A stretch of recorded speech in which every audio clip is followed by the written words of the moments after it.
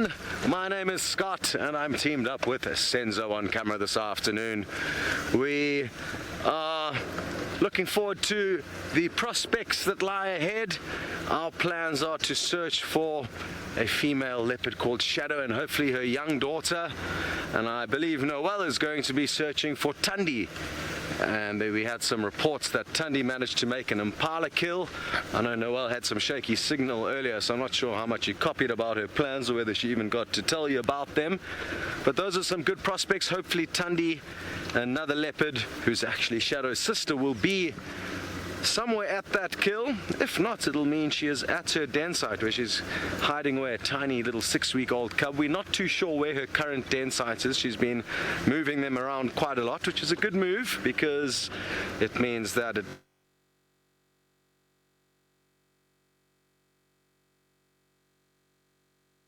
long, and those animals could be a big threat to that young cub. Now, a lot of you are happy to have Noel back, as are we. Obviously sad that Tristan's headed off, but he's only gone for about a week. And it also sounds like you guys have got off to a good start to the safari up in the Mara with Ralph and Taylor. So all in all, things animals for you down here in South Africa. We'll be able to find a lot more animals for Faith, who's directing the show, to choose from. It was a nice cloudy day. We had a cool morning. We went and had a picnic in the Mulwa.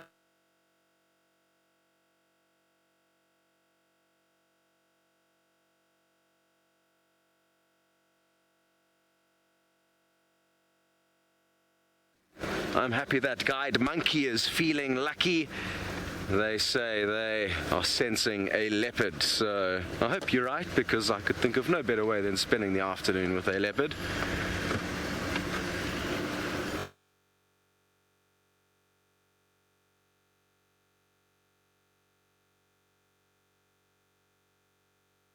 Especially Karula has now disappeared out of this territory, so I'm not too sure exactly where she likes to hang out. But before I left the Sabi Sands a year and a half ago, Shadow used to spend a lot of time through this area, but we never had this road, so I'm hoping that maybe she will be lurking about here. Good, well, we're going to send you across to Noel now, and she's going to let you know exactly what her plans are, and I'm guessing how her leave went. Welcome. I am Noel, and on camera today I have Ferg. Hello Ferg, there's the thumbs up. Now don't forget, we are live, we're interactive, hashtag Safari Live on the Twitter, or you can ask us questions on YouTube chat.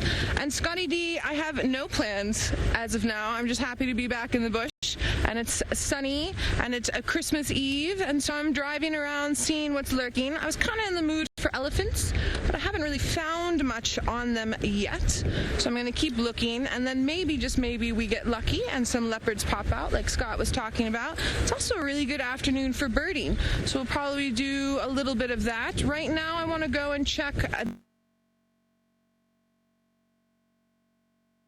a little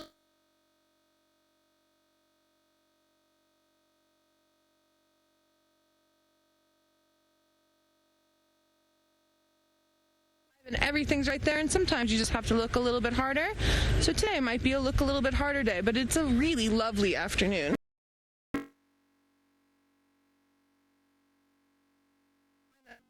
And the series said that they got a huge amount of rain there. They really, really needed it, so I'm glad for them. We've had decent rain so far this season, but nothing really to write home about. I'm not worried about the rain quite yet, but it would be nice if we got sort of a downpour of about 100 mils. Thanks everyone. Thanks for the welcome backs. I'm happy to be back, and thanks for all your messages while I was on leave and posting photos of the gym and the food I was making. Sorry, so I didn't do any processing. Sorry.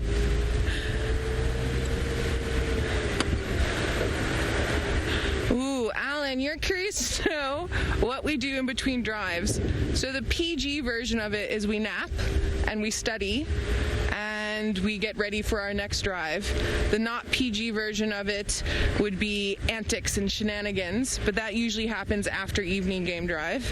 But yeah, I mean, a lot of the time we work, because you're up so early in the morning, and it's really hot in summertime here in the middle of the day. Our schedules are very accustomed to wildlife schedules. So you're up super early and you're active until it's too hot, and then you're slightly inactive when it's really warm, and then you get active again as it starts to cool down.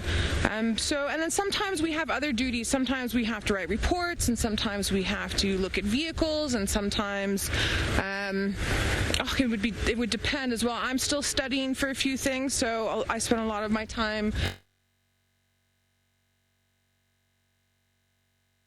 possible.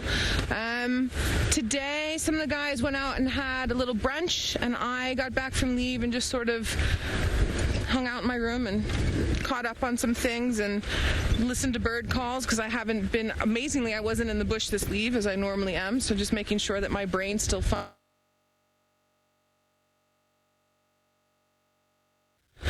And let's see what else. I can't really think of anything else. Oh, here we go. So I've done this tree with you all before, but we've got it flowering really nicely here just on our left-hand side. We have a weeping wattle, or a Peltiform africanum. It's one of my favorite flowering trees. It's a really interesting tree. I'm just going to unplug a minute because I want to show you the leaf structure quickly. I just pulled a Tristan. Shit, it's as if all falling over recently. I'm just back from leave, so of course that would happen. Okay, so when you're talking about leaf structure with trees, you get something that's called bipinnately compound. And most of the time when you have those types of leaves, it has to do with acacia trees. So the trees would have thorns or sometimes spines. This one doesn't have any thorns or spines. Sorry, I hold it out. Ferg's telling me. So bipinnately compound, basically what you're looking at is this whole thing is one leaf. Okay? Just down here, Ferg, do I need to hold it farther back? Okay. This is called the auxiliary bud. Anything that grows off the side, not off the auxiliary bud, but off the side there is the leaf. So if this off from there, this whole thing would be the leaf. Or if just one of these came off from there, then that would just be the leaf.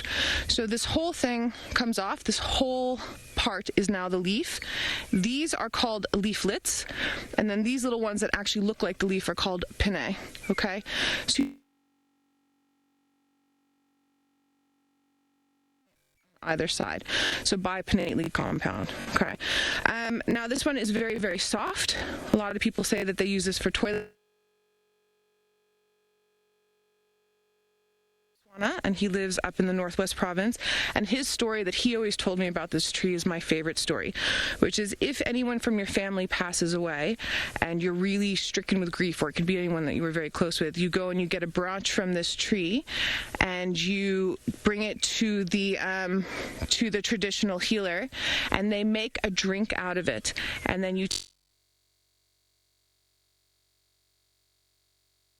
out of your system. So that's my favorite story. But now for us in the area that we're in is the Shangaan area, and the Shangaans believe that this brings you good luck. So this, if let's say you need good luck driving around, or it's the holidays and there's a lot of people driving around that have been drinking, stick this under your seat and you won't get in a car accident and you'll arrive safely. Now while I'm busy looking for a mammal species, Scott has found you a mammal, a little cheeky mammal, so let's head on over to him and see what he has to say. Well, we have found usually a very secretive little antelope called a steenbok, but thankfully this one is fairly relaxed with us. As you saw, that poked its head up very quickly after it got enough food to nibble on, and I'm very, very happy that it's decided to relax. Now, this is a fully grown male. He's a trophy specimen. He's in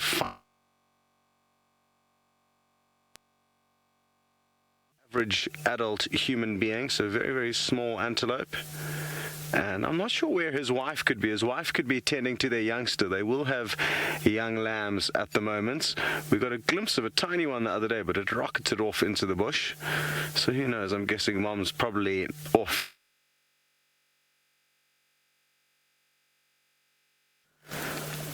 Very good. Now this is the perfect size meat.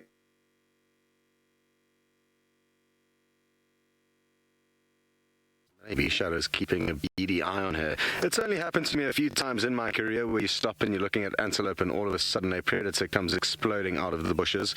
It's hugely exciting, obviously, because it comes as a massive surprise. And antelope that's relaxed, there's no predator near. Have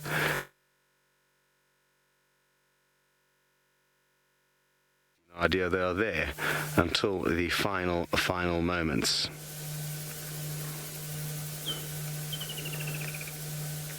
Very good.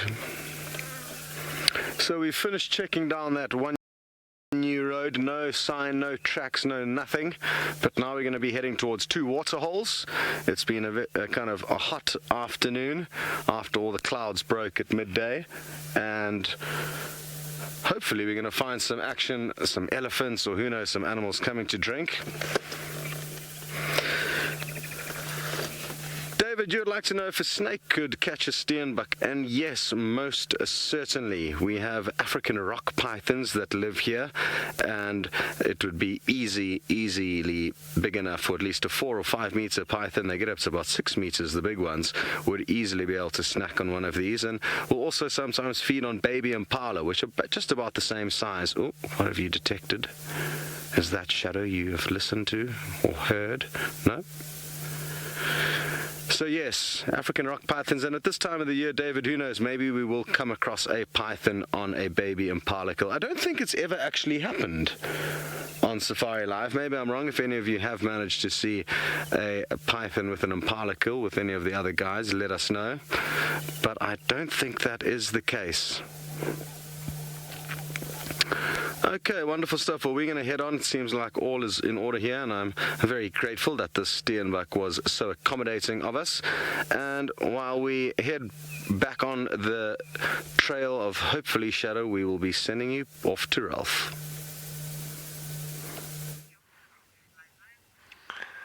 Yes, thanks, Scott. And unfortunately, I was looking at a lovely character here, but he's gone and laid down in the long grass.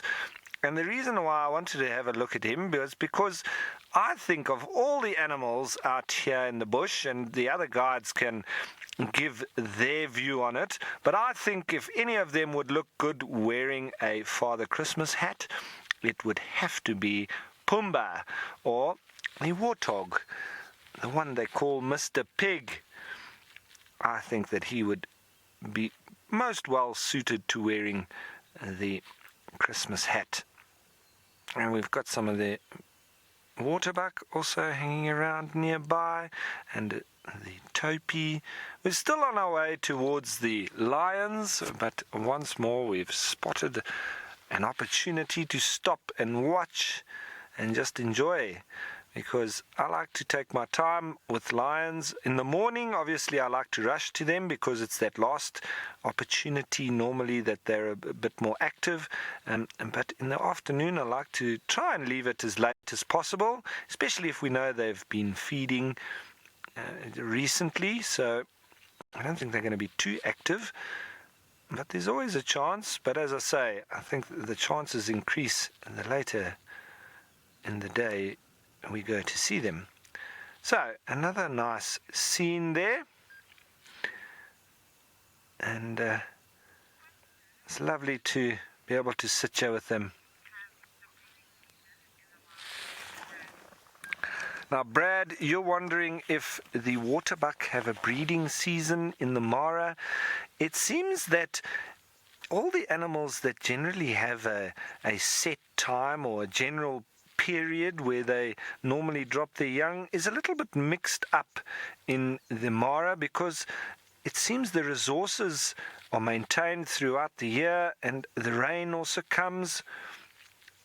So even the impala drop their young a little bit throughout the year. There will be the normal time when they're all dropping, a little bit more in the Mara, but it seems that they drop throughout the year because of the extension of resources being available throughout the year as well. So it does seem a little bit strange up here for me, but we are only 1 degree south of the equator, and that makes for very little change in the seasons as well. You hardly get a winter. It's a little bit cooler than it is in summer, but not much. And if you can imagine, we're only 1 degree south from the equator. The sun angle doesn't really change that much either, because obviously in winter, if you're further away from the equator, that angle of the sun is what makes the seasons different. But here in Kenya, it's not really much different at all, which means that the seasons remain almost the same.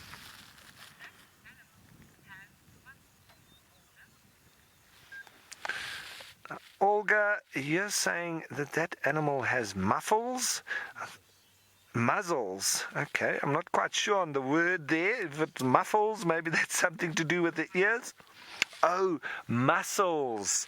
Sorry, I know that sometimes we can get confused with each other's accents, but this animal has extreme muscles. Now, they are classified as part of the sprinters of the bush, or of the animal kingdom, with the tsessebe being the fastest of the lot. But you can see they've got reasonably strong front quarters, but extremely strong hind quarters. And if you look at a hyena, for instance, very much different to them, and the same as a wildebeest, they lope, and they're more of endurance animals. So you've got almost the less power in the back, and all the front being where the power is, but it gives them quite a good lope, which means that they can continue the speed on for a long period.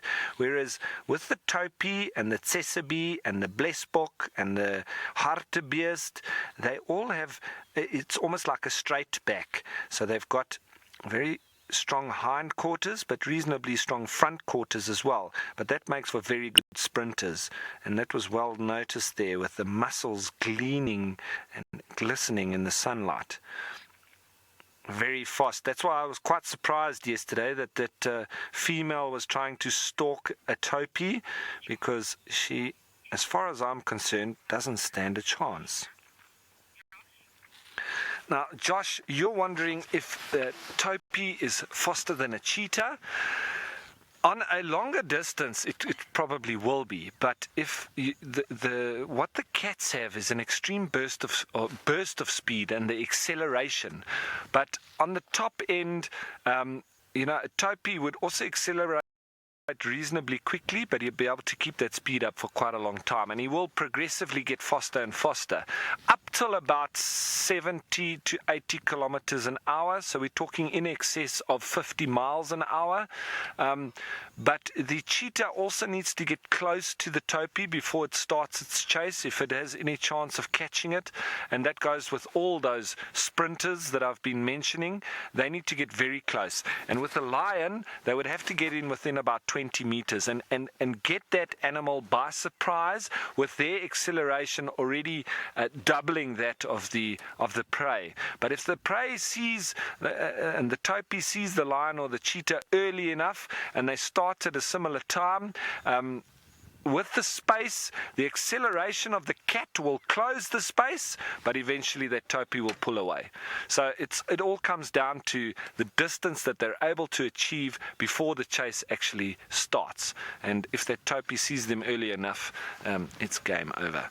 That's why with the lions, it's great if they can set a trap and they actually get the topi running into potentially ambush area where other lions are waiting. That would be their best chance. But for one female to take a topi down should have to get very close before she starts her chase. And that's what happened yesterday. She didn't get close enough, and eventually the wind drifted from the lion towards the topi, and it picked it up that she was around, and then it was game over, because the lion even knew once the topi had seen her and she wasn't close enough, she didn't stand a chance.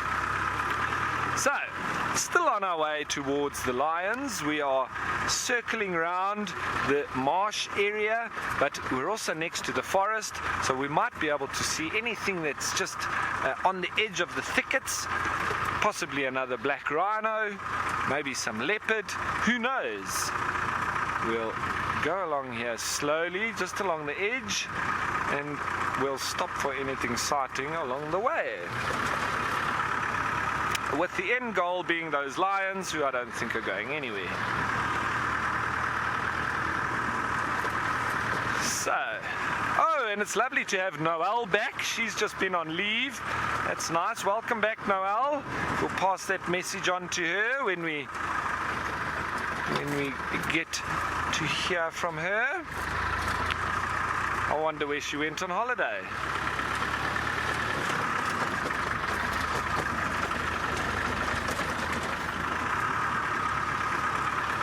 Okay, so as I say, driving along the little boundary here between the marsh and the forest, heading towards those lions. I wonder if they're going to do anything this afternoon. But speaking of predators and spotted cats, let's go over to Scott in South Africa and see if they've been able to follow up on any of those leopards. Make some news. I'm just trying to get into a good spot here. Basically, let me work out where it is. Over there, just above my finger ends. There's a female leopard track there. You can see the back pad, and then 1, 2, 3, and 4 toes. So these tracks are heading down the road in the same direction we're heading down. And what's interesting is that we drove down this road this morning and there was no tracks on it, so that we know for a fact that this leopard was moving down this road sometime between, when did we go for our picnic? We left at about 10 o'clock. So sometime between then and now, this female leopard has moved down this road. So I'm hoping it's Shadow, and I'm hoping she's going to be up at the waterhole that we are heading towards. Woohoo! There is a small chance maybe that I missed these tracks this morning.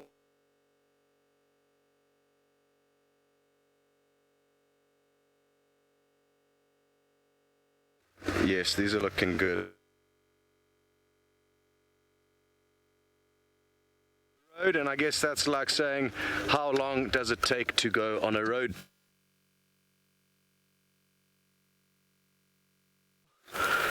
There's no set time. They can literally cross a road, they can stay on the roads. They do like to use the roads because they are a big pathway. So just like us preferring the pathway of least resistance, so do a lot of the animals. But there's also a lot of small kind of trails, single tracks that the animals create that the leopards will move along, as well as just anywhere, zigzagging through the bush. So there's no set time. Now what I want to check here, because this is a leopard with a 1-year-old daughter, and I seem to think that for a second there could be 2 sets of tracks heading down side by side.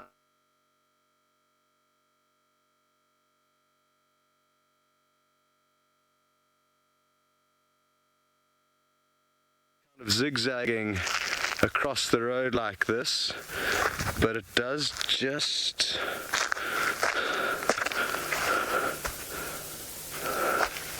look like one individual as far as I can tell, which is just useful to know. If both are moving together, it could mean maybe that they're heading back towards a kill. There's no set rules though. She's quite a big cub. She's nearly a year of age, so she'll almost be independent within at least the next 6 months, maybe sooner. Interestingly, her mother is renowned for kicking her cubs out of home at a young age.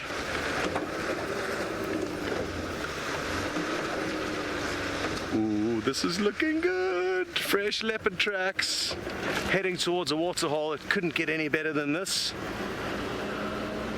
The only thing is, I think she could have a little bit of distance on us. Judging by the clarity of the tracks, it appears that they are not extremely piping hot. Hot is the terminology used.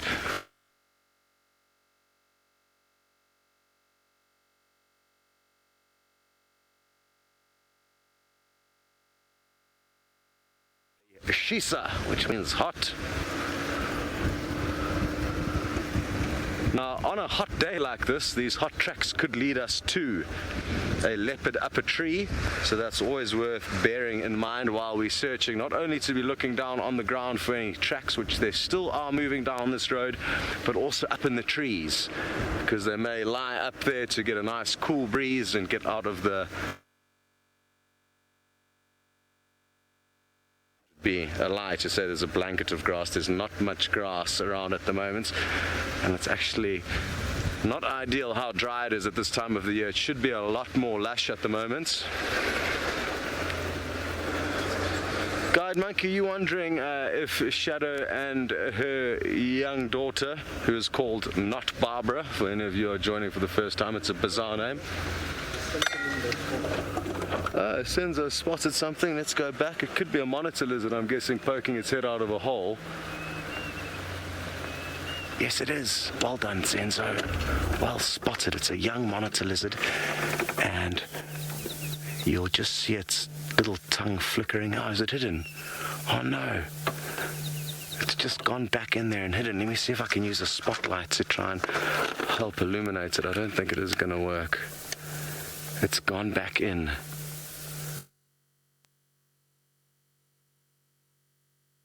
How cool is that?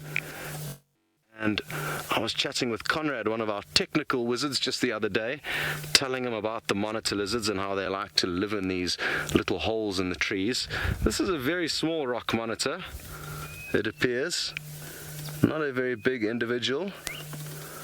And they sometimes get very large. They're cousins of the water monitor lizards. They've got a much more bulbous head. Hello, we can see you.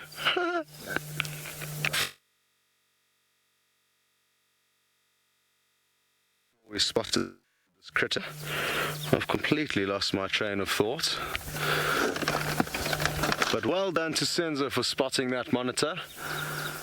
They kind of like to just hang out there. I guess they go out and search for food, and then once they're full bellied, they come back and just relax in these little hollows. These guys like eating just about anything they can overpower, but birds' nests are often small reptiles, sometimes even a little snake would be food for a monitor lizard. Okay. Well, we're going to keep following these leopard tracks down to the waterhole. Oh, sorry, it was Guide Monkey. You were wondering if Shadow and her youngster have been seen recently, and no. Well, the last time they were seen was together was 3 or 4 days ago when we had that sighting of Tingana, Shadow, and her youngster, Not Barbara, together. So that was our last confirmed sighting of her and her youngster. Very good. We are going to be sending you off to Ralph, who has found some hyena up in Kenya.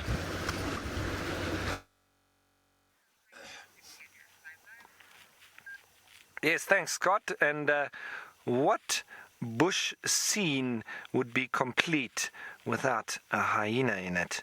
And even more so without hyena and jackals.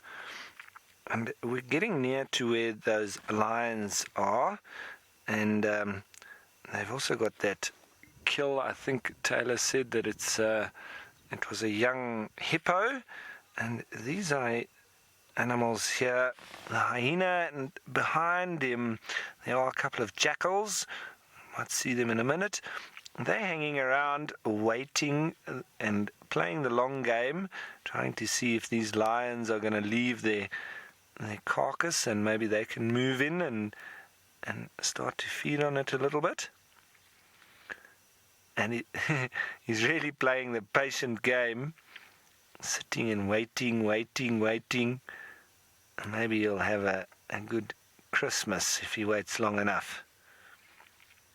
It's just around the corner.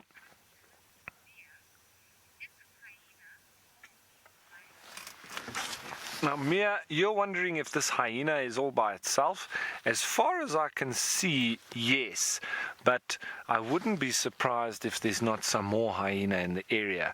With those lions having killed a hippo, I wouldn't be surprised if there's lots of eyes and ears lying up in the grass here. There's a couple of jackals. There's one hyena that we can see, but I wouldn't be surprised, especially with the smell of that carcass now probably wafting through the plains here. I'm sure that there's a few of them around, just biding their time, waiting for an opportunity to move in and get a little bit of pieces of what is left there. And these lions obviously protecting that kill that they've made, because they've filled themselves up already. But if they hang around and they look after that kill, they can feed on it for a good few days. So it's well worth protecting. And I think let's head on over there and go and see if we can now finally get closer.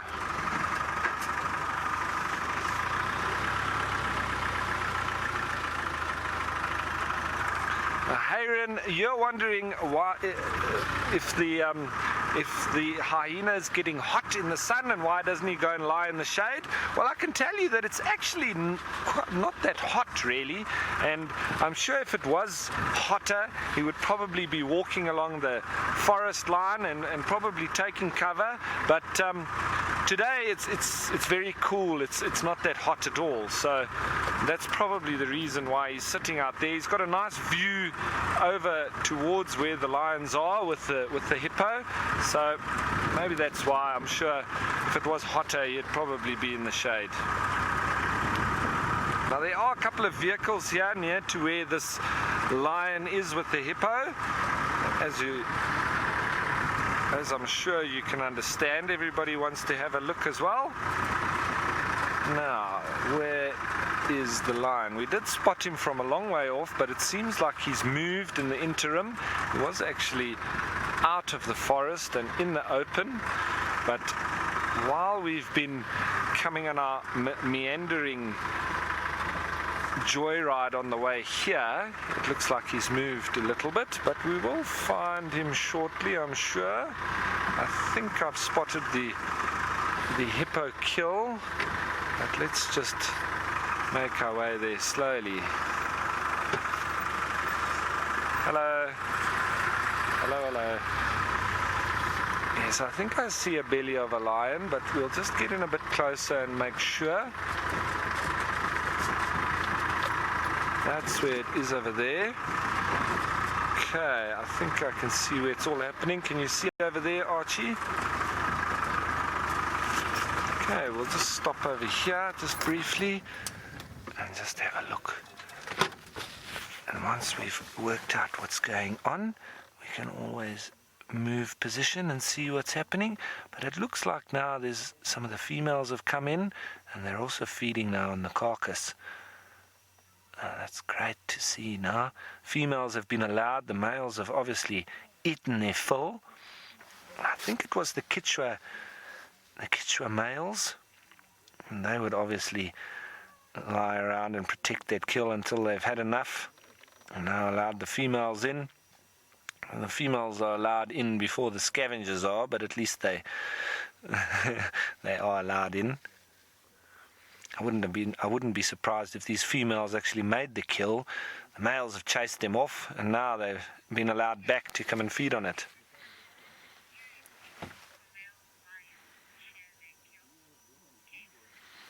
Now, Kate, you're wondering if it's at all unusual for males to share their kill.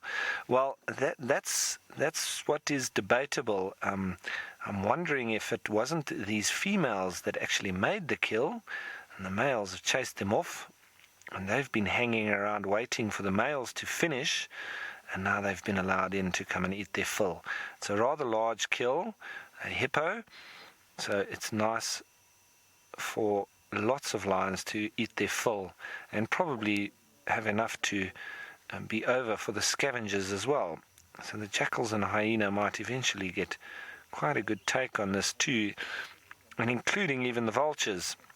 It's always worth taking on a big animal like a hippo because it's going to feed many mouths and it will last for a few days as well. So well worth the risk.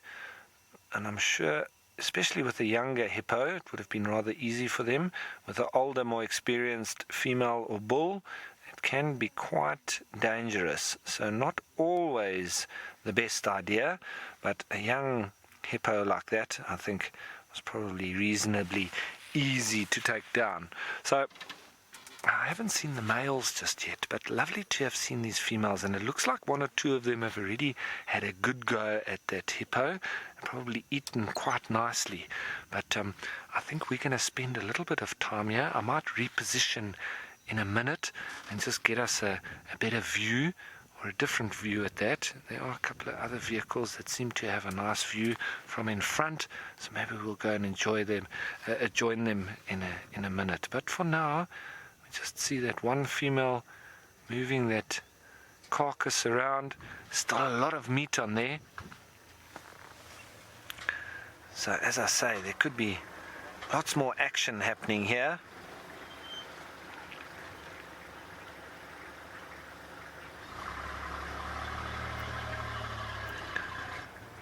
Now look at that, she's having a real go at it, eh? Using that carnassial shear to cut the meat as she bites into it. And that's something that predators, obviously very special that they have in enabling them to slice the meat. All right, I'm going to reposition shortly, and in the meantime, let's send you down to Noel. Hello, Noel, and welcome back from your leave.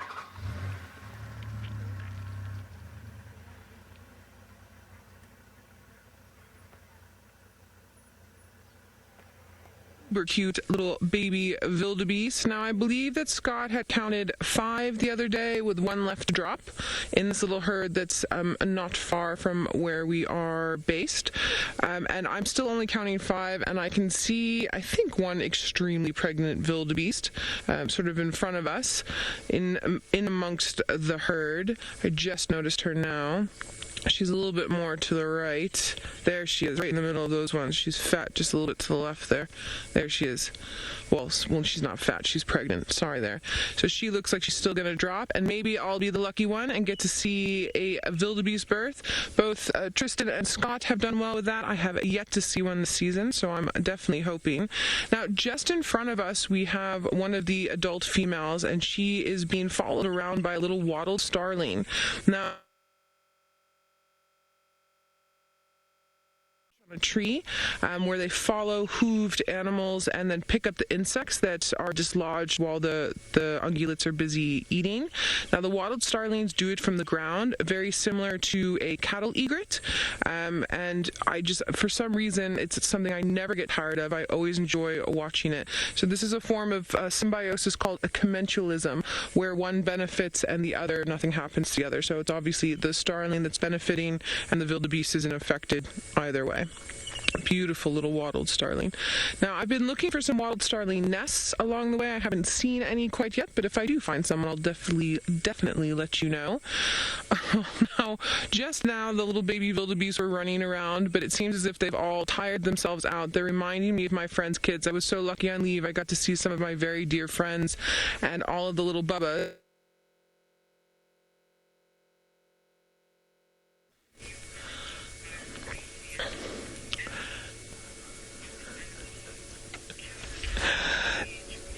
Tula Ann, hello, sweetie, and Merry Christmas tomorrow. Tula Ann, you would like to know, does Santa come to us using reindeer or elephants or lions or anything thereof? Now, Tula Ann, I was having this conversation with my 6-year-old nephew, Luca, the other day, and also with my friend Seb's little girl, Casey, the other day, and we were debating, is it something like an impala or elephants or maybe lions? And I think that what Santa does when he comes to visit our villages here is I think he uses whatever wildlife animal happens to be the most accommodating at the moment. So it could possibly be a wildebeest, and we only know Tula Ann when we see what droppings are left.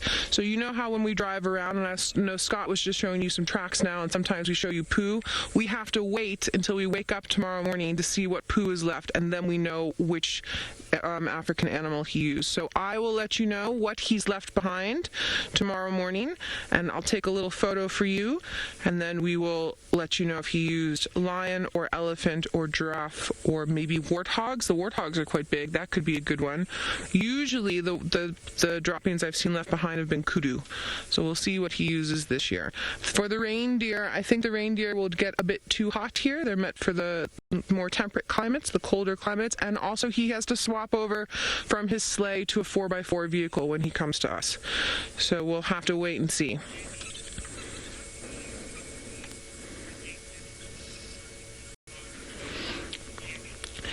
Jenny, interesting question. You're wondering if these wildebeest are related to the wildebeest that we see in the Mara. So, Jenny, these are the blue wildebeest or the brindled gnu, and the ones you're seeing in the Mara are a white bearded gnu. The white bearded gnu is a subspecies of this one we have here, so a cousin. Very, very good question.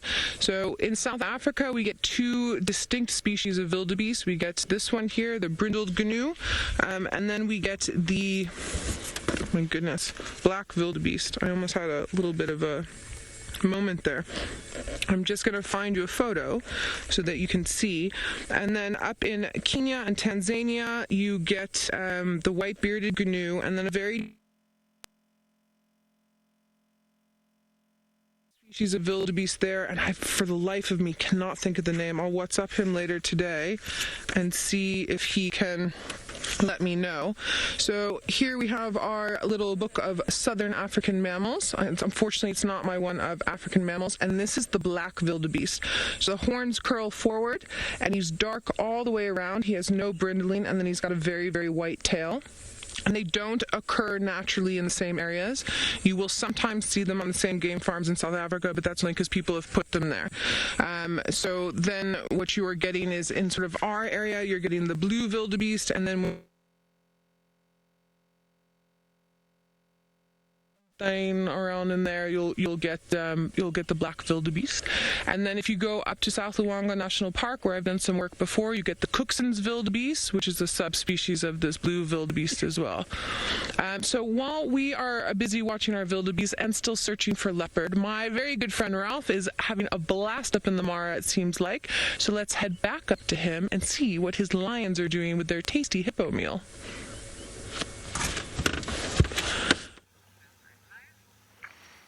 Thanks, Noel. And yes, I am absolutely loving it up here in the Mara.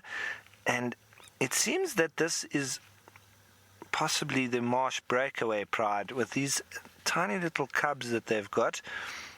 It seems there's about 3 of them, possibly 4. We've seen 3, and they were suckling on Mum, who's also got a very fat belly, having fed on this hippo, which is good news for her and for the cubs, because with her having fed nicely like that, she keeps up her strength, and she keeps all the nutrition coming for the youngsters as well, because they'll be taking a lot out of her with them suckling from her. And it's nice that we know that she has she's fed nicely in the meantime. Now, I'm sure just while we're sitting here watching these lions, I'm sure you might have seen a little bit of white on my face and on my ears. Well, it is that time of year in South Africa and in Southern Africa and in Africa in general when we do get very sunburnt, especially us with much lighter complexion. And I did see the other day that Scott also had smeared on the sunscreen. Now, it's also that time of year on the Eastern Cape region of South Africa where they go through the initiation process for the young boys who, when they hit 16 years old, they need to go and live off in the bush for 2 weeks, and they go through a whole initiation phase and training. And when they are in this phase, they all paint themselves white. and almost being a disgrace to society within this 2-week period. They're not allowed to be seen by anybody, and they must live off in the bush by themselves with their blanket and having been painted white. And they are called the abakwete. Now, if anybody's familiar with that, it's a very Xhosa tradition, and it's the young men and their rite of passage into manhood. But now, when us white guys paint ourselves all with this sunscreen all over our faces and so on, the Xhosa people where I'm from, they laugh at me quite hysterically because they are thinking that I'm shaming myself, like the abakwete, by painting myself white. So I constantly need to explain myself and say that it's not that I'm trying to become a man 1,000,000 times a year. It's that I'm actually just trying not to get sunburnt. So they all think that it's hilarious. I'm not sure if Scott is aware of that.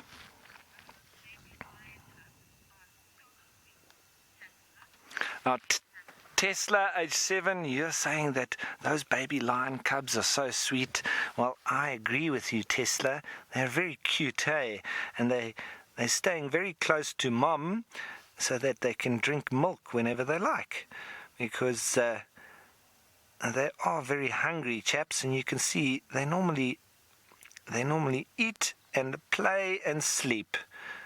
A very tough life. It looks like lots of fun. And they like to tackle each other and jump all over each other. It's very fun to watch the baby lions, the cubs.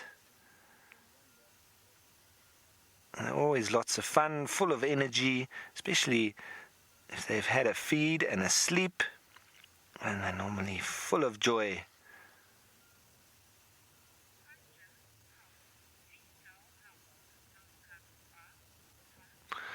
Now, Tom, you're wondering how old those cubs are. Well, they can't be much older than a couple of months, because they do grow and up quite quickly. I would say between 2 and 3 months, and because they do get big quite fast. And that's my guess. But Taylor would probably be able to tell you a lot closer than that. I'm just guessing by looking at them. And that's my educated guess, but I could be wrong. I would say between 2 and 3 months old.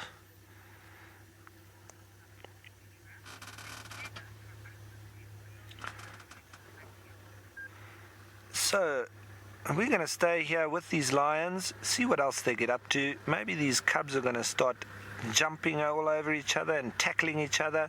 But in the meantime, let's go over to Taylor and see what she has been able to find. Not anything, not one thing has crossed our path this afternoon. Well, since we left all the other animals a little bit earlier. I think like the hyena was like the last thing we saw. I'm a bit sad because I was hoping to find that big pride of lions that Rolf was sitting with this morning. Oi, what were you? Oh, it was a bird of sorts that just ran out of the long grass in the middle and then hopped off the side of the road. So we're trying to find them. I think with the unpleasant wind that we've had around, we know what normally happens with animals, they keep out of it. I think that they've gone for a snooze in the forest. And I've been bobbing and weaving along these roads and getting as close to the forest as I can. And we haven't seen anything just yet.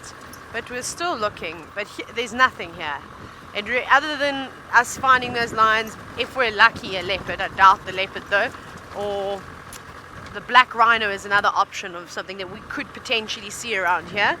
There's no animals. There's no zebra. There's no wildebeest. I haven't even seen a buffalo around here, or a giraffe, or anything. It's very miserable in this section. It's amazing how you can just drive and there's nothing, and then come around the corner. The one thing we have found though is we found the worst words in the Mara Triangle today, which is quite cool. Very thrilled about driving all of those.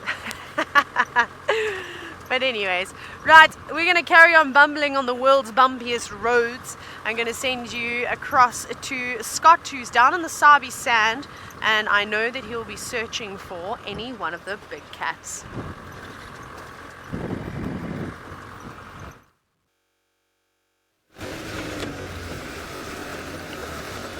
Welcome back, everybody.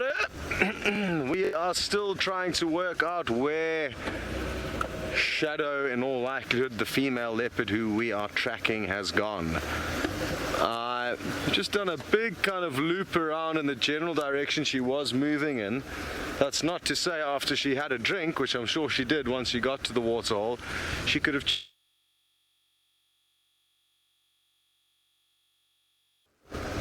kind of, while we taking you guys on safari, it's difficult for us to actively track properly because it just means leaving the vehicle for extended periods of time. So we do a kind of combination of tracking and then guessing and driving roads where we hope that we'll bump into the animal, but of course they could be in the blocks between the roads, and that would require us to follow the tracks on foot, which would be very boring for you because you would be left behind.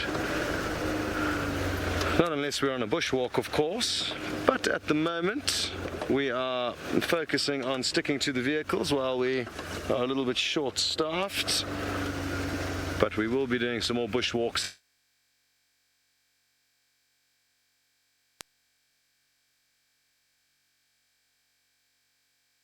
What's going on here? Org, are you wondering if Shadow and Tundi's cubs both have the same father? Yes, in all likelihood. Oh yeah, these are friendly warthogs, which is uncommon. This mother's very relaxed and absolutely awesome. Usually the mothers run off. Yeah, the piglets come running back. Widen up their sens and maybe still the piglets all spreading out a bit. And I've noticed this mother a couple of times, and I'm not sure why. She is probably the most relaxed mother warthog I've seen in all my life, and that means, in theory, we get lots of good visuals. It's the youngsters that are quite nervous, but as long as mom remains relaxed, that means we're going to get some great sightings. So, let me move forward a little bit. Now, let me just finish off my last question. I don't think I did, chatting about Shadow and Tundi's cubs. We assume that, yes, they were both born to the same father, a dominant male called Tingana, but there's no guarantees that that is the case. It's just assumed that Tingana is definitely the father of Tundi's current cub, and also that he is the father of Shadow's cub. But often female leopards will move off and sneak off with other men. But because Shadow and Tundi fall right in the heart of Tingana's territory, I'm guessing he is in fact the father, or at least he thinks he is, that's for certain.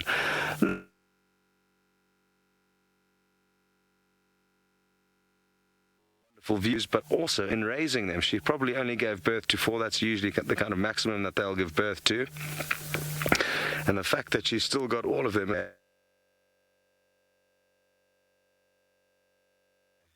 telltale characteristics, and it's awesome when the mother usually does run off and lead the way. She puts her tail up and then all of the piglets follow in suit, and off they go, following one another's little antennas through the long grass.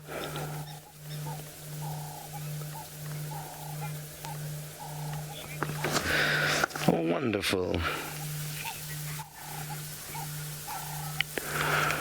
Jenny, you wondering if these warthogs would be this relaxed if there was a leopard around? If they didn't know it was here, then yes, they would. And you must have just joined the safari, Jenny. I was chatting earlier about it being foolish to assume that there are no predators around simply because you can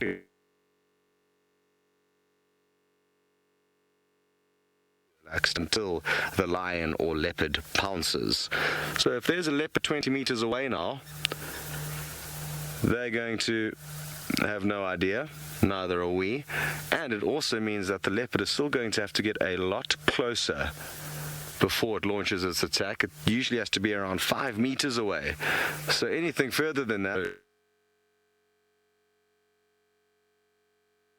because I'm getting quite attached to these little piglets, and I prefer her to catch something else. Having said that, though, I would be happy to see Shadow wherever she poked her head out. Very good. Well, we're going to move on and wish these piggies a wonderful evening, predator-free. And while we do that, we're going to send you to Ralph, who I believe is not.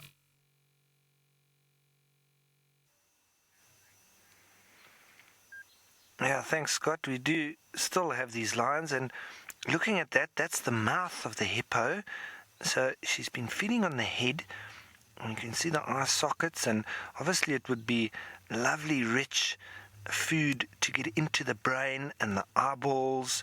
And I know it's ghastly to talk about it, but it is a reality that, lions, they'll very often eat the brains and the eyes, probably quite tasty as well.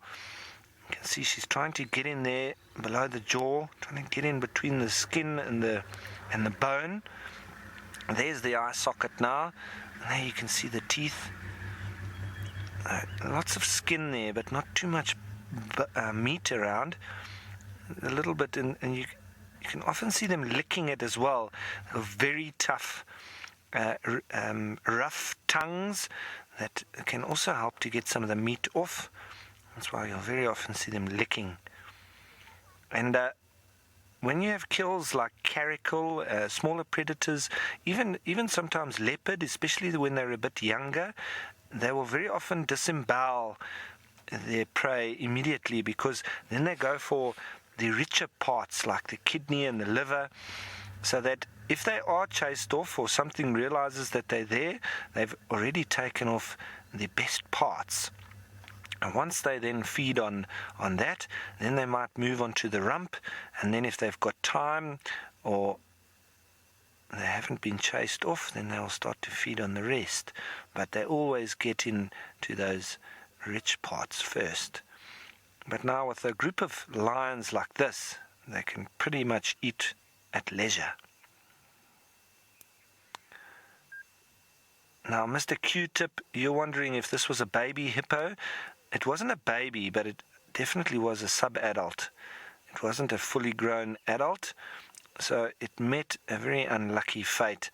And there you can see how content the lions are, rolling on their back, lying down, and they've got fat bellies. There's lots of panting going on, so lots of digesting needing to be done, and there's still some feeding going on as well. So a very good prize that they have now got themselves, and Christmas dinner is served.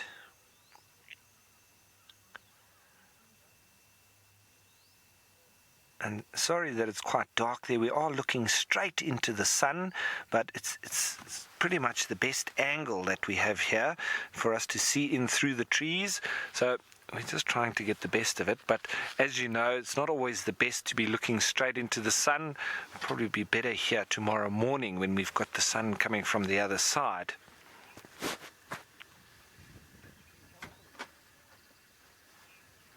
Now, Eugen, you're wondering why they don't get sick, or do they get sick from the rotting meat? Well, it's not quite rotten or rot.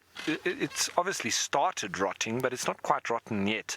It's in a nice spot in the shade, and carnivores, they've got very strong acid in their stomach. So even when they do eat something that is quite it's humming and then it's almost floating in the air, it smells so bad, and the meat is rotten, it doesn't actually affect them that badly because of their very strong acidic stomachs. So it gets rid of it all the same. And they are able to eat rotten and rotting flesh quite easily. So it's not a problem, but I do think that they do appreciate the fresher taste. But if they're really hungry, as with even humans, I know I will eat a lot of things that I wouldn't normally, depending on how hungry I am. And it does taste better the hungrier you are, isn't it?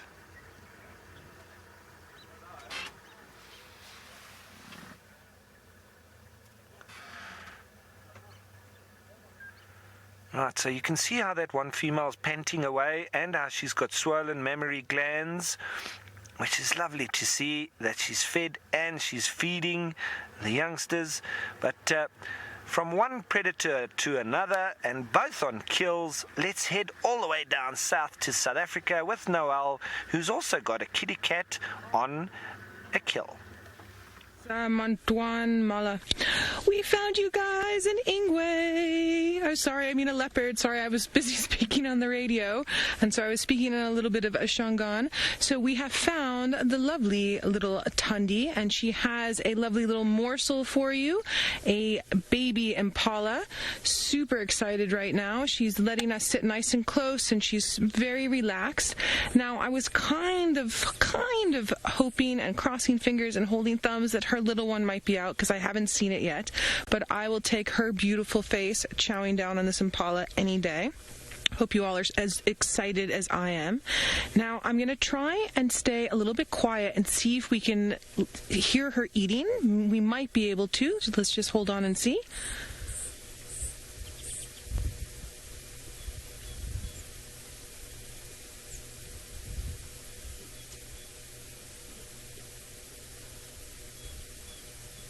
No, I think it's a little bit too soft.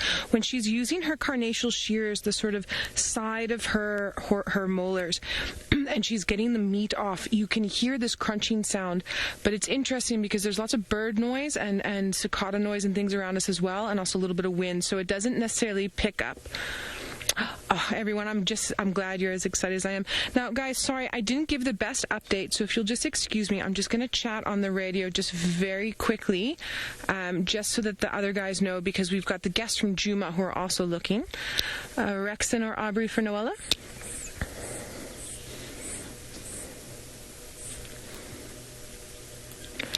I've got Tandi Mafazi Ingwe Bizin Kuja, this Mapinpan Mala on Mvubu northeastern side, where you faga that shlashla, that gori shlashla, just famba in on the Nkonzo, and visuals 5-5 for 1 mova, 3 out of 5 for second mova. Okay, sorry about that, guys. I could just hear them chattering a little bit, and I don't want to keep this all to ourselves. We must share with everybody else. Yay, first day back leopard. Thank goodness. Okay, now this looks relatively fresh to me. Ferg, what do you think? I'm thinking, so basically what happened is earlier, Scott was saying he'd heard that she was around, and then Rexon and Aubrey came into the area and they found bits and bobs of what was left. And then when we came back just to have another look, we found her, and she's now with this baby impala. So I think that she might have been around, and then this is a more fresh kill. But I want to look at the impala a little bit more. And yes, I'm so sorry. I did hear that there was a comment that came through. I didn't hear who it was from, maybe from Renata, but it does seem as if her appetite has increased because of the cub, and that's definitely because she's not just feeding herself, she's also feeding the little one. She has to be able to produce quite a lot of milk to be able to keep that little one going. And it was Renee Costa. So sorry about that. So Renee Costa, yes, you're correct. Her appetite's definitely increased. I know a lot of my friends that have had children, especially when they're nursing, also their appetites tend to increase a little bit. And for obviously specific things when we're humans, because our diet is a little bit more varied. And then for Tundi, what she's really going to be loving right now is things like baby impala, baby wildebeest, baby warthogs, nice and juicy, easier to catch, and really high of nutrients. And she can also get it down quite quickly, and then her milk's going to be nice and nutritious for her little one. Now, as I'm chatting with you all and we're watching this beautiful sight, I'm just keeping my eyes open, but from what Rexon and Aubrey saw earlier with the fact that there was just a little bit of meat left, I have a feeling that maybe she finished off the other kill that we were having a look for, and then took her cub back to the den, and then has possibly come back. That's one thought that I have. The other thought is that she stashed it somewhere around here and then had this opportunity, and then is just eating. Maybe we'll see it later. I'm not quite sure, because the minute that we saw her, Ferg put her on camera, and then you all were with me. So we're going to investigate. We're not going to go anywhere anytime soon.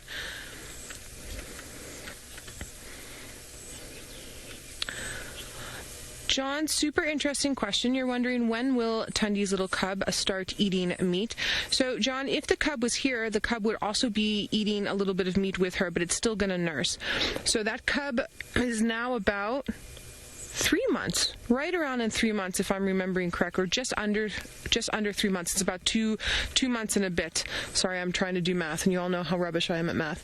And so it will eat a little bit, but will mostly nurse. And then as it starts progressing on an age from here, it'll start swapping out more meat for less milk until it's about 6 months. The longest I've ever seen a leopard nurse a young one was 7 months, but it's usually around 6 months. They stop nursing and then it's full meat. But everybody's different. I have girlfriends that nurse their babies until 8 months, and I have girlfriends that nurse their babies until 3 years. So again, it's up to the individual. But also with something like this leopard, she doesn't want to nurse for too long, not longer than about 7-8 months, because she needs to be able to start moving farther afield away from her core territory for better hunting. Now, Tandi's done something really interesting where her birth has has overlapped with the birthing of a lot of small prey species, so it assists her and helps her out quite a lot.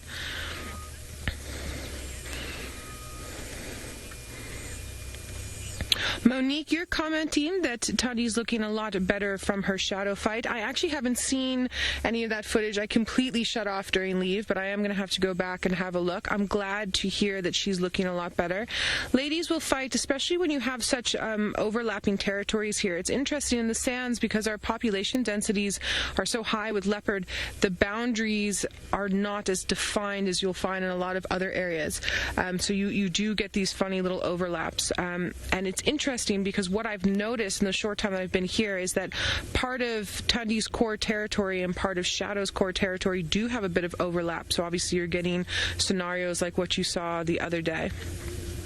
So now you're going to start hearing another vehicle from behind me, and that's one of the Juma vehicles coming in to come have a look at Tandi, so don't worry about that. And again, we're not going to go anywhere anytime soon. We're going to enjoy as much of this as possible. This is everyone's early holiday gift, and whatever holiday you all celebrate out there, we'll just count this as one of your prezzies.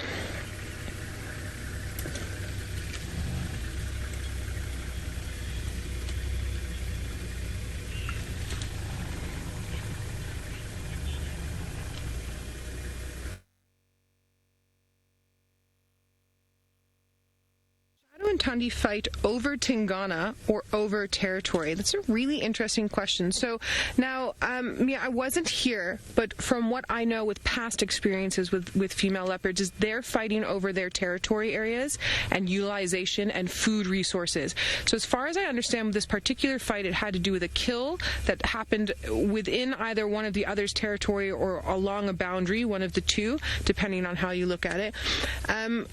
Female leopards only want male leopards around when they're ready to mate. Other than that, they don't really want them around in general, especially when there's a little cub around. Because if Tingana, for some reason, decides that he doesn't think he's the dad of that cub, or even if he does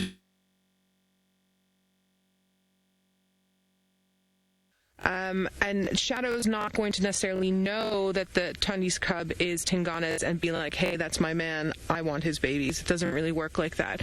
But that being said, we don't know as much about leopards as we should know because they're so elusive. So again, a lot of the information I'm giving you is my own personal experience mixed in with doing some leopard research and of course doing quite a bit of reading. So everything I say, you must take with a slight grain of salt because we might find out something in 2 years or 10 years or 20 years that might contradict it. All right, well, now while I am busy watching Madame Tandi finish off her little impala kill, we are going to head back up to the Maasai Mara so you can watch one of Africa's other large cats eating an even larger meal with Ralph, and we'll keep an eye on her, and we'll see you all shortly. Yes, thanks, Noel. And we've had a couple of the males just get up and go over to the kill, and that big one there, he's actually the one, it seems like the Kichwa males, but he's the one with that pom-pom-less end tip to his tail. So I've seen him again now, and he's obviously decided that it's time to have another snack. So he's just chased that female off, but she was very quick to get out the way because I think she probably knows what's coming if she doesn't. And he's now just thinking about having a little bit more to eat. He also marked right next to that hippo, so he sprayed in the tree. And obviously just marking the spot, in other words saying I'm in charge here. It's incredible the size difference between the male and females. And just that sheer raw muscle on the males, it's incredible.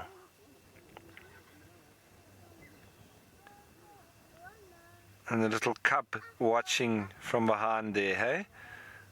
Watching in Dad's footsteps. I wonder if it is his dad. Probably, with the tolerance levels being at such. So I would assume that these three males have fathered, one of them have fathered these cubs. Lovely spot this now. These lions are going to just stay here and keep feeding at leisure.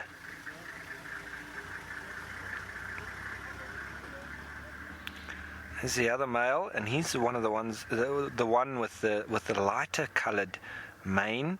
So there's two with very dark manes, and then this one is quite a bit lighter. So quite easy to identify them now. I've got them nailed. The two darker manes, and then one of them without the pom-pom on the end of his tail. So that's the Quechua boys.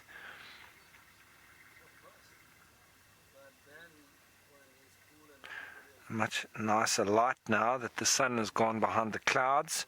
It was straight in our faces, and so wasn't giving us the best colours, but now we can see nicely there into the forest.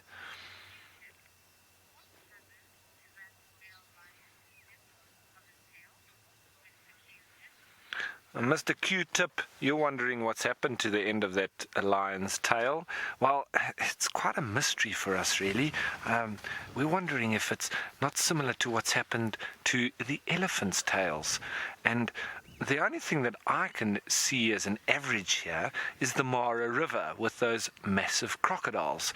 That's my first thought, and unless somebody pushes me in another direction, that's the answer that I'm sticking with for now. So I think that this lion has also potentially tried to cross the river, and maybe his tail has touched the water near to a croc and it's been snapped up, and obviously the crocodile would have grabbed on and the lion would have pulled in the other direction, and maybe he's pulled it off. And probably similar with the elephants as well. I've seen a lot of adult elephants with half tails, and then quite a few youngsters with little to no tail. I'm wondering if those little ones are the ones that are getting bitten as they're walking, you know, and their tail would be close to the water. And maybe then the adults that I'm seeing with half tails were bitten as babies, and now it's grown that little bit of extra at the end. So very exciting, very nice to sit and watch lions on a kill, especially when they continue feeding and getting involved. I'm sure sooner or later the vultures and scavengers are going to have their go. But we're going to stay here with this lion pride and the hippo, but let's send you on down south to Noel with the leopard, and I believe still with that kill. Got a really interesting scenario just here. We had our other vehicle come in, and Tundi's decided that she's going to start moving away. It has nothing to do with us. It's just her, what she's feeling like. Now, I don't want to follow directly from behind her. You try not to follow from behind a leopard as much as possible. You try and follow from the side. So Ferg has to do some really interesting camera work at the moment. So I'm trying to drive as slowly as possible so we can keep her in focus as much as possible. But here's going to be the money shot, I hope, unless she moves. So let's just stop here, and you all can have a really nice look at her carrying this baby impala. How beautiful is that? So that shot just before, that was your screenshot for the day, everybody. So now notice I've parked at a little bit of an angle so that she's choosing where she's going to move along the game path. I'm going to let her come directly in front of us and then move on a little bit more, and then I'm going to back up and again come around from the side, because I want her to do what she normally would do, which is exactly what she's doing now, without feeling like she needs to be doing anything different. And a lot of that has to do with her ability to see us. So now she's got that impala in her mouth, so her vision is going straight forward. So she's going to be wanting us to be where she can just see us at the peripheries, and that will make her comfortable. We also need to leapfrog with the other game viewer that is here so that everybody gets a chance to see what we are doing. Now, I've already slipped and fallen on the road today, and I saw that Tristan had a little issue the other day, and we all know about Taylor's mud incident. So I'm not going to be looking too much into camera at the moment. I don't want to hit a stump and either hurt Wendy or fall out of the vehicle. So if you all would just excuse my back of my head as we meander along. Now she's heading into a thicker area, and remember what we were talking about possibly her cub being here. Again, she's killed it, she's eaten a little bit, she's put a little bit of sustenance into her body, so it's possible that she's going to where her little one is. It's also entirely possible that she is going to a place where she can tree it to then either go nurse the cub or to go and fetch it. It's entirely possible. Faith, James Richard, hello and Merry Christmas tomorrow. James, I'm not picking up your full question. It has something to do, I think, with her meal. I'm so sorry, my comms are a little bit scratchy. I don't know if we want to try and send it through. James Richard, you're saying you're so happy that it's your favorite leopard on screen now and that she's got a meal. I agree. Now, I have ended up in a little scenario. Tight, and everyone else, I just need you to just deal with whatever's going to happen now. Hold on at home, Berg says. All right, let's try this. Let's see if Wendy's up for the challenge. No, it's too deep. It's way too deep, unfortunately. All right, everybody, I'm going to have to get us out of this little scenario, but I think maybe we can try one last shot with her. I just can't get over this little steep bank. It's just a little bit too deep where I am. She's going off there. So the other vehicle that's with me most likely has gone around, and then we're just going to try and do that. So I think we'll just let her go out the screen there, and then we'll pick her up again. You can see she's moving at a pace, but it's not a crazy pace. She's just determined in her movements. Let me see what I can do here. Now, it's interesting. Wendy's all of our vehicles that we use are very short-bodied Land Rovers, so they can go in a lot of places that the longer bodies that we all drove with guests cannot really go. And so there's places like just now where if it hadn't been just that little bit deep, we would have gotten up the other side, no problem. Now I'm also trying not to hit Ferg off the back here with a branch. I think we're going to try through this way, which looks just a titch better. So again, everybody, hold on. We call this boondu bashing, but it's very term that came out of Australia, and we use it. Hold on. And there we are. We're up and over. Okay. Let's go find Madam Dundee. There's a little impala that's just here that's looking around like, I'm so glad that's not me. Oh, sorry, it's a steambook. Sorry, thanks, Ferg. You see, I've been on leave way too long. There's a little steambook that's saying, I'm so glad it's not me. So while I'm busy trying to find Tundi again, I believe Ralph is still busy with our hungry lions. And you know, lions are one of my ultimate favorites, but I have to say I wouldn't give up this Tundi sighting for anything. So let's head all the way back up to the Mara, to Ralph, and then we'll see you all again shortly. There she is. Yes, folks, and there's been quite a little bit of action here next to this carcass. The male's come in, he's had a little bit of a feed, and then the youngsters all wanted to play with him, and now he's started marking. So it's all happening. The little youngsters are really intrigued by what he's doing there, even though he's marking his territory. They're almost like they just want to play. Really cute. Almost like he doesn't have time for it, but they're like, oh, come on, Dad. Let us play. Looks like he's got a bit of a limp, actually. I wonder if he got that from fighting over this food or in bringing it down. But I wouldn't worry too much. That won't hold him back that much at all.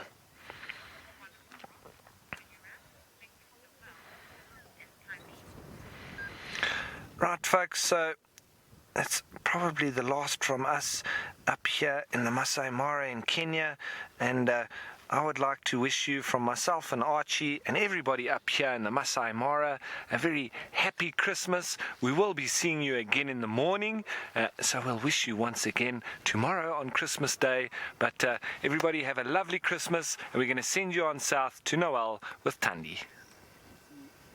She came through our little spot. She's found a nice marula tree, and she's hoisted her kill up. We didn't see it. We got here just after she got up. It took us a little while. I swear she does those things on purpose. Makes us work for our sightings. Now, she's got a bit of a fat belly, and I think that fat belly has to do with the other kill that she had, as well as the kill that she's eating now. And she's just busy grooming herself. She's put her kill into a space that only another leopard can get to. A lion could technically climb up there, but there's not really any lion activity in the area at the moment. So she's feeling nice and safe, and leopards are also extremely fastidious, so they like to be clean. Even when they're killing something like guinea fowl, they pluck all the feathers off before they start eating it, and then especially with larger impala, they'll take all the fur off the before they start eating there. So if you were to ever find a carcass that hadn't been eaten but had hair plucked off of it like that, it's most likely going to be from a leopard. There's a little starling that's taking offense to the tree that Thandi has chosen. I'm assuming that there's probably a starling's nest somewhere around in here. It's not hopping sort of at her, but it is going from branch to branch. We'll keep an eye on it and see if we can show you in protest of this leopard that's climbed up. Now, we've talked about, there we go, there they are. We've talked about it before, where birds make alarm calls as leopards move through, and that has a lot to do with the fact that leopards will eat baby impala, they'll eat adult impala, they'll eat warthog. We even had that amazing sighting with Jamie several weeks ago with the male leopard and that big giraffe, but then they'll also eat things like baby mice, and they'll eat birds, and they have a very varied diet, scorpions even. So unlike a lion, who's most likely not going to eat a bird, the birds are fully aware that these leopards are capable of catching them. Now, she's not going to be able to jump through these trees and climb through these trees and catch these starlings, but they will chase squirrels around trees, and they will also do things like chase monkeys through trees. There's a very famous documentary called Eye of the Leopard by the Joe Bears. It's one of my favorite documentaries about Lacedaemon, and there's a really amazing couple of sequences where she's chasing squirrels and monkeys through the trees, her and her mum as well, and catching them. And now Thandi is tired. Look at that. It's a lot of effort. That's a small impala, but she walked about 500 meters, so about 5 American soccer ball field lengths, and then climbed up the tree, and she's been eating. She's super full. So now she's going to pant to help process that. Start eating. So now, because of where she's moved and how she's moved, I don't think the cub is super close, because she would have started calling for it by now and or gone to fetch it. The cub's a little bit too small to move far distances when she does call, so I have a feeling that she's going to eat a bit more and then either go back to wherever she stashed it, possibly the den, possibly somewhere else, and then nurse from there. So I don't think we're going to see the little cub tonight, but I do think we will possibly be able to see that little one in the morning. It's going to be fantastic.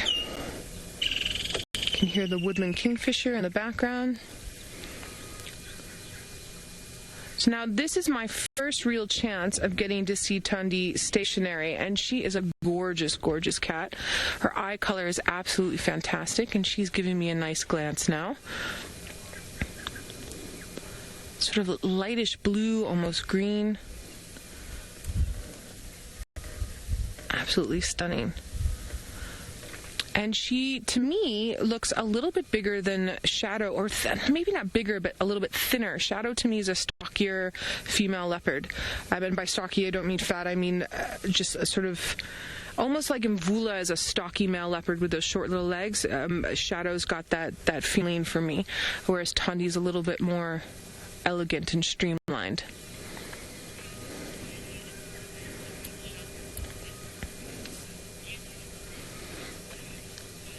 Coke Cider, you're saying that you're loving these shots, and aren't these the most beautiful eyes? And of course, I definitely agree. Yeah, Tandi's been very kind and giving us some amazing screenshots for you all to do your gifts and memes. Maybe you can do a special Merry Christmas or Happy Holidays or Happy New Year one. I like the one with her carrying the Impala in her mouth for the holidays, for tomorrow and later in the week.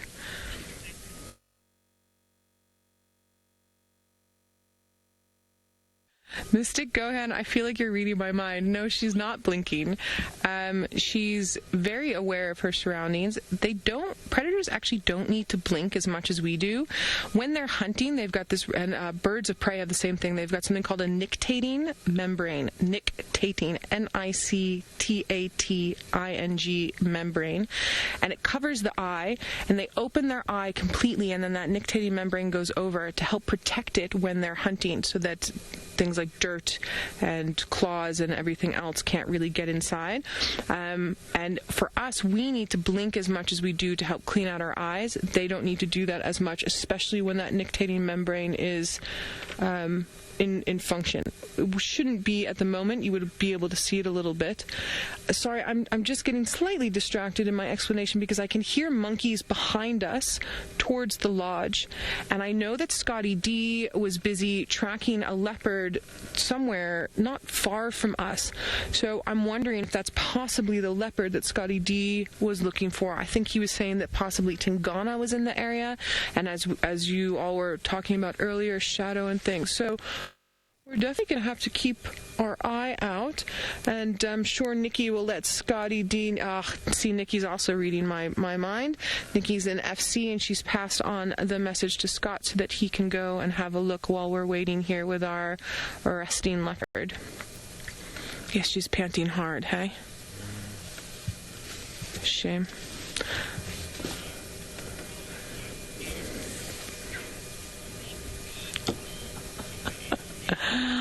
RSS, no, they don't all look the same. But that's, it's interesting. I talk about this with my guests from time to time, like we're going to talk about it now with you guys.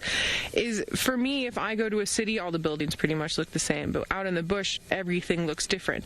But then if you're used to a city, every tree out here looks the same to you as opposed to the city that you're in.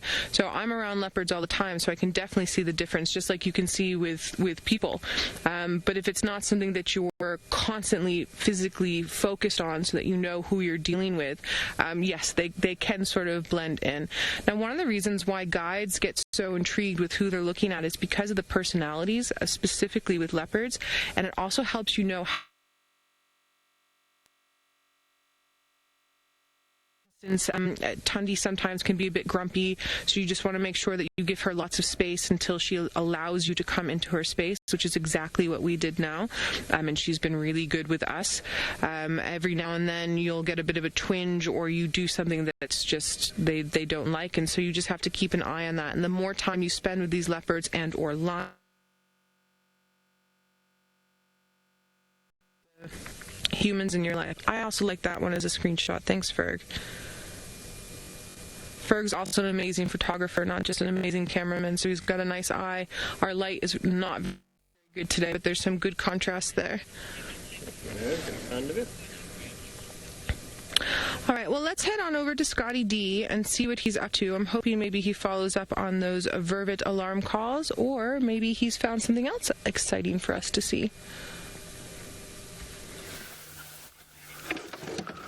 Sadly, I'm too far away to follow up on the alarm calls. I'm approaching the Chitwa waterhole, and there were some squirrels. It sounded like two of them alarm calling in this area. They've just stopped, and I was hoping they were going to lead us towards Hosanna, a young male leopard who I'm told spends a lot of time in and around this area. Of course, it's high likelihood that he could be as much as a mile or two away from here, but he does like this general area. I haven't heard of him being found here recently, but that's not to say he hasn't. It's just that we haven't been spending much time here, and we're on a different radio frequency where we ordinarily operate on Djuma. So even if things are happening here, we're often not necessarily getting updates, as we've been getting such good quality stuff happening across, like I say, on Djuma. Now, the fact that the squirrels have stopped alarm calling doesn't bode well for us. Maybe it was a bird of prey that they had seen, and it's already flown off. That's one possibility, or maybe a snake that slithered away, but I do not think there is a leopard here.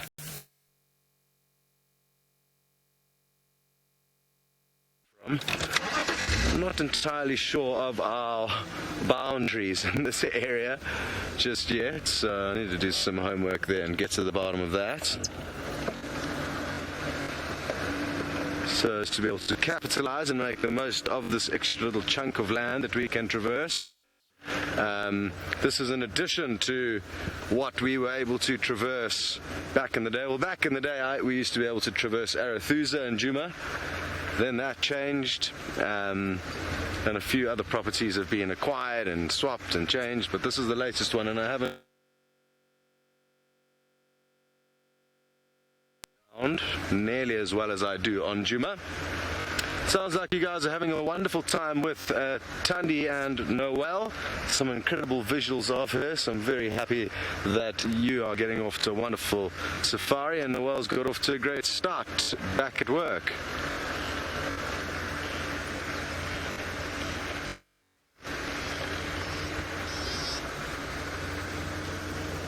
Okay.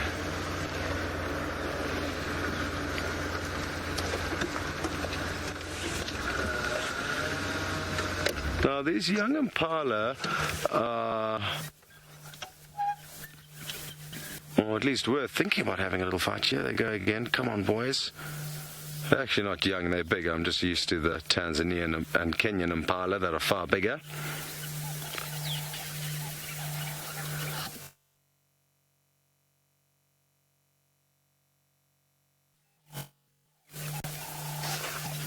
Now, it's not nearly the rutting season yet, so it's unlikely that they'll have a full-blown fight, but they may at least have a little bit of rough and tumble, showing us exactly how they will go about fighting more seriously in and around May, which is when the impalas do fight over the ladies. It's a very intense period for the male impalas, and I guess the females, because it's 1 month of kind of non-stop passion when lots of mating occurs. Very good.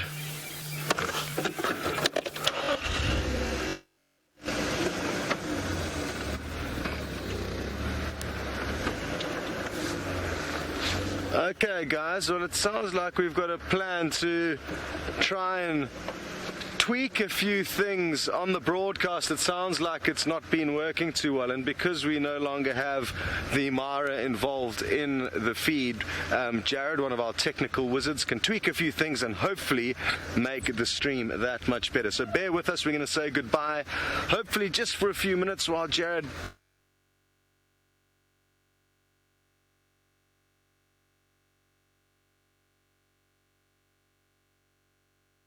you are experiencing it firsthand with us, so get your stopwatches ready because we're about to time Jared. Jared, are you ready? Can I give you a countdown? In. Haven't got the go-ahead yet. In 3, 2, 1, go Jared!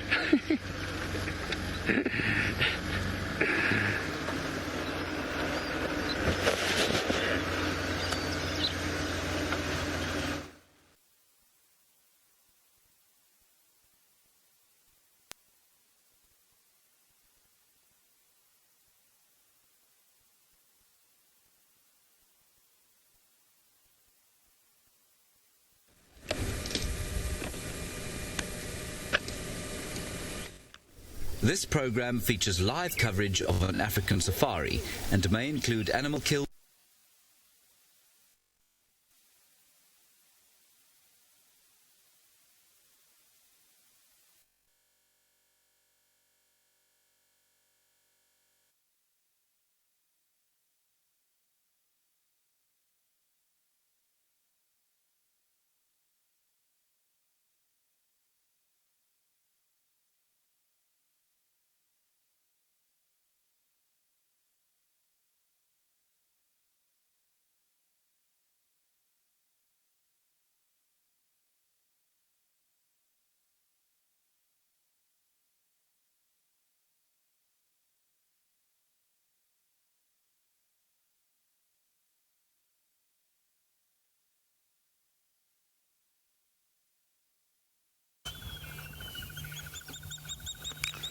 Hello everybody, and well done to Jared. I'm not sure how long that took, but I would guess about a minute and a half. Super quick, and hopefully now the picture will be smoother and better, and you'll hear what we are saying and see what we are trying to show you. Very good. So I'm just scanning the perimeter of the water's edge here in the hope that we can find you a baby crocodile. Oh, there's a big crocodile. If you look just lying on the stump there, Sens, if you just zoom in on that, you'll start seeing crocodile. There we go. So it looks like it's lying on this log. Now that we've seen the big one, which I'm guessing is possibly the mother of a small hatchling of crocodiles that were, I think, first seen on that very log. I was hoping we would see some of its youngsters lying nearby, but no joy. I wonder how many of them are still alive, how many of them have been eaten, and also what has eaten them. So, no joy.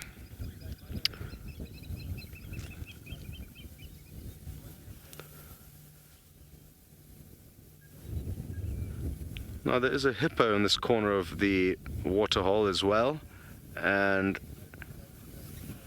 usually it spends time with its youngster here, so I'm hoping this is her, and I'm hoping if we just spend a little bit of time looking at, oh, there it goes.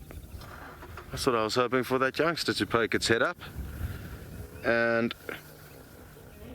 where we can see the mother's head now, oh, they're all calling, you can hear that loud snorting. Let's actually have a look back there quickly, Sens, if you can swivel around quickly. It seems like there's a bit of a commotion going on. And hi guys. And you can see there's a lot of water moving around there. There's definitely some kind of action going on with those hippos. Sorry, I was just greeting some other guests that drove past with their guide. It's important that we're as friendly as possible so that hopefully people like us and then will continue to support us when they get home. A lot of people have got no idea who we are or what they do when they first see us, so it comes as a bit of a shock. Our vehicle's very different to all the other vehicles. Seems like these hippos have now calmed down, but we will keep an eye on them. Tony, you very excited to see a baby crocodile, and I'm checking the one other spot where I've only ever seen one little croc before, and it's not there. Oh, there's another big croc there, at least, swimming towards that little island of grass there, Senzo, at about 8 o'clock. Left a bit more, other left. Zoom in on, yeah, on that. There we go. There you can see another crocodile swimming. I love the way they keep their heads so still. And it's just their massive tail swooshing from side to side that propels them. Now, I wonder if this is the husband and the other one we were looking at earlier, the wife of the young crocodiles that I think Tristan was the first to find a couple of weeks back. Now, I'm told a lot of you aren't sending through any questions, which makes me feel very lonely here, and I don't want to talk just to myself this afternoon, so please send through questions or comments or anything you like, really, using the hashtag Safari Live on Twitter, or by just popping a message in the box of YouTube if you're watching on YouTube. Oh, hold on, Sens, spotted the baby. She's up for a breath again, or he, not sure if it's a boy or a girl yet. But it won't necessarily be able to stand where its mother can. Obviously, its legs are a lot shorter, so it usually has to kind of latch on to mom to keep up, or rest its chin on her back. And it's plopped under again. It'll be interesting to calculate how much time it actually spends underwater on an average day, because it's definitely more down than up, or maybe that's just because we're around, it's a little bit nervous.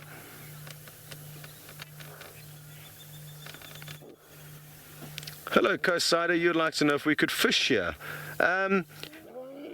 Yes, I guess we could fish here. It is private land. We're not in the Greater Kruger National Park, and a lot of the lodges will offer fishing to their guests. Whether or not we would actually be allowed to fish here, I'm not too sure, but in theory, yes, there would be no trouble with fishing, and I have done a lot of fishing in the Sabi Sands, not only in waterholes like this, but also in the Sand River, where you actually get some small tiger fish, interestingly enough, as well as tilapia, but it's mainly catfish that you catch, especially in the dams like this. You can catch some really big ones, which is good fun, and they're really easy to catch. So fishing is an option, but not for everyone. It kind of depends on the individual landowner's preferences and rules. P. Hart, you're wondering what would eat a baby crocodile? Well, other adult crocodiles that are not the parents of it would eat one. Birds, snakes, monitor lizards. What am I missing? Fish eagles. Fish eagles a bird. I guess a lot of birds will eat them. Basically, a lot of the herons, fish eagles, regular eagles. A big fish in some areas would definitely be able... Oh, let's have a quick look there. Well done. What is happening here? Oh, look at that. How cool. And that would have given you guys a great idea of how quickly these animals can actually move. And look at those massive waves that have been caused by the displacement of water from about 2 to 3 tons of mass just plundering into the water. I wonder why that huge one was chasing the much smaller one. Didn't seem like a very equal match, did it? Well, they're still going for one another there. I can see a bit more splashing off to the left, Sens. Seems like they could be having a fight there. I think that maybe the big one's caught up with the small one. Let's see what's going on. Or maybe it's just some other hippos that are getting worked up and excited. Hello, Eugene. You would like to know how long do hippos spend out of the water? And it basically, they're nocturnal. But in the summer months when there's more food around, they'd spend less time out of the water, because they obviously don't have to go as far and wide to search for food.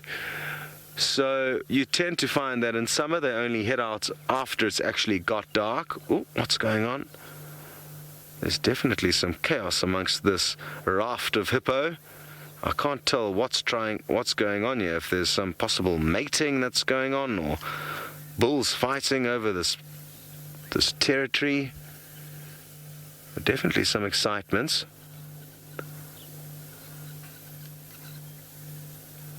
Now I completely forgot what I was talking about, and if I finished off the question that I was busy answering. So forgive me for that. And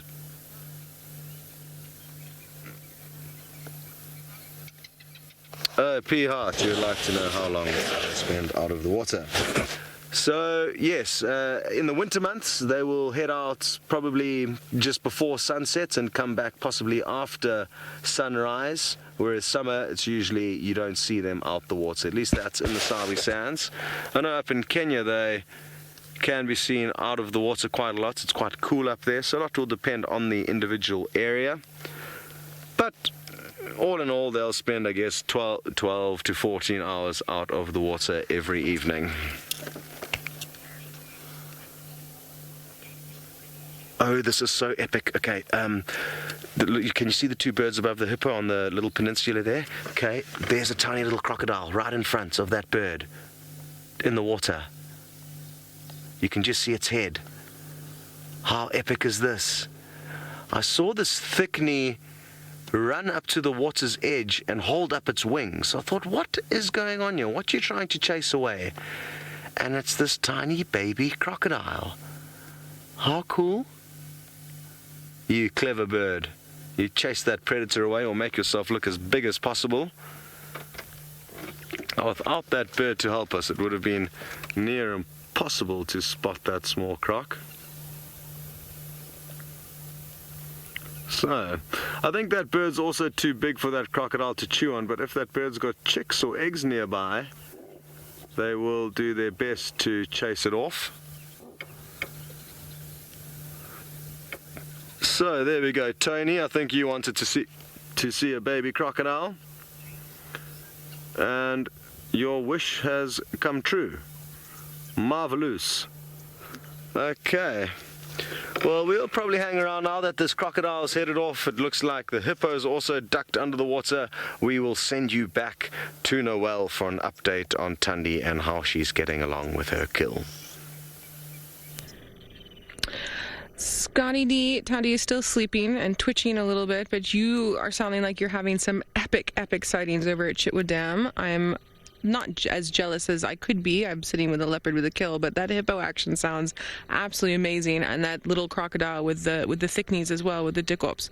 Now, we've talked a lot today, just sort of about populations and densities and things like that. So I just want to back the ecological train on up and just start from the beginning. So when we talk about populations, we're talking, you have individuals, you have populations, and then you have communities.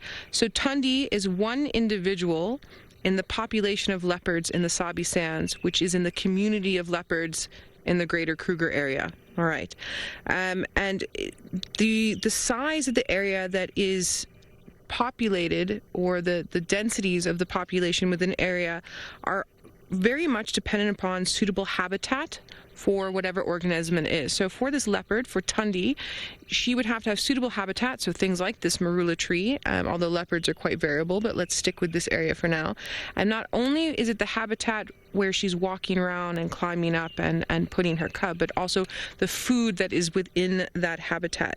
So what you see with a lot of the larger organisms like Tundi, like this leopard, is that they tend to have lower population densities over larger areas because of the food they need to eat. But now that statement contradicts a lot of what we were talking about with large population densities in this area. So the Lowveld has per hectare, so 1 hectare is 2.2 acres for anyone that's in the States. Per hectare has the largest carrying capacity of any area else in South Africa. Oh, there she's going to move for us. Oh, please jump, my girl. No, really? You're going to show us your back end and have a little scratch. So basically, the reason why our population densities of leopard in this area are higher than anywhere else in South Africa is because the prey species densities are higher because of the type of vegetation we have, because of the type of soil we have, because of the Drakensberg Mountains that are to our west. So traditionally, you would have lower densities of lion, leopard, elephant, impala, wildebeest in a given area, except that our area is sort of not breaking the rules, but more of an exception to the rule.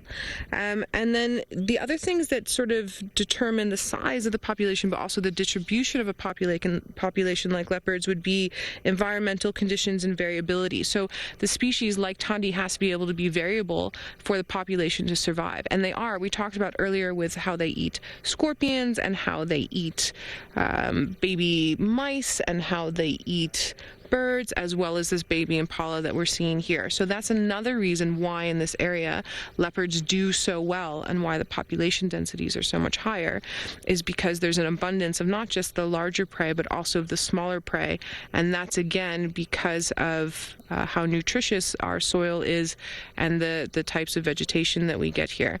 It's interesting though, because you would think that, okay, well, it's so nutritious, you must have a lot of different types of vegetation, and we do, but we don't have as many different types of vegetation as, say, you would find. Oh, there she goes.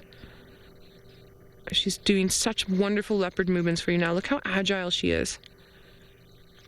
She's literally just finding another branch to lie on, and also having a look around. Look at that fat belly. So some of that is fat because of what she's eating, but if you look there just before she laid down, it looked quite dark towards the back. That's where she lactates from.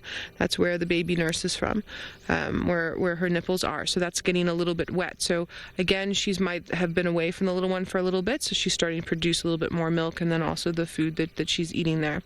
So if we were to go towards the sort of Western Cape or Karoo area, it is not as nutritious there, and so you have to have more species in an area, specifically plant species, because they have to carve out a little niche.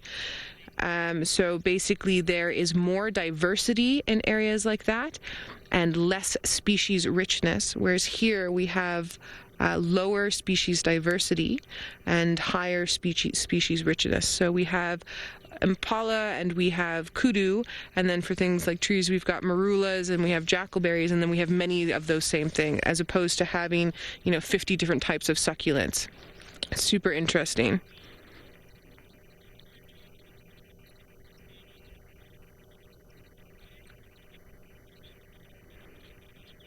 Christine, you're curious to know if Tandy has an uncomfortable belly because it's full of food or because of sore teats. Christine, I don't think she's uncomfortable with her belly. I think she's just uncomfortable in general on that other branch that she was on, and I think she's just repositioning. But I don't think that the full belly with the sore teats is helping the matter. I do think that she's trying to find a spot that's accommodating both.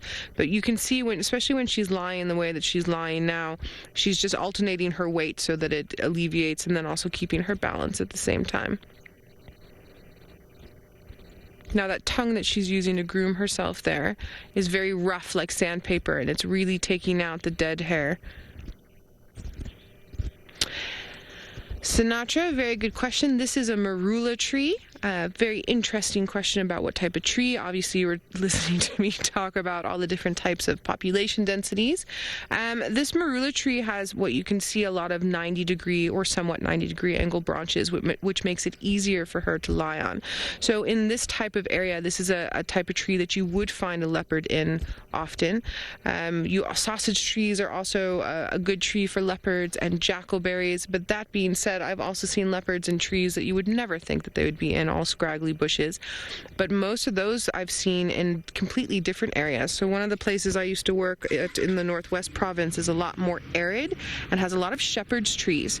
And those shepherd's trees are very, very cool inside the thick branches, but very scraggly. And that's where we found a lot of our leopards.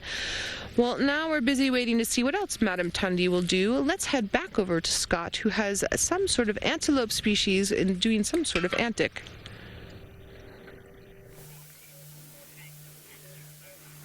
Yes, the impala are, or at least were, running about quite wildly, playing around with one another, chasing each other, and I guess just stretching their legs, doing a bit of exercise. They've got a very telltale run that they do either when they're playing or when they are being chased by wild dogs. Well, not necessarily if wild dogs are on their heel, but if wild dogs are in the area and are kind of 100 meters or so away from the impala do this strange kind of seesawing pronk with straight legs, and it's a great display of how athletic an impala may be, and I guess that's exactly why they do it when wild dogs are around, is to try and prove to them and really express that, hey, look at me, I'm fit and strong, pick somebody else to chase. They're all kind of talking to one another too. I'm not sure if you can hear it. It sounds like they're all burping.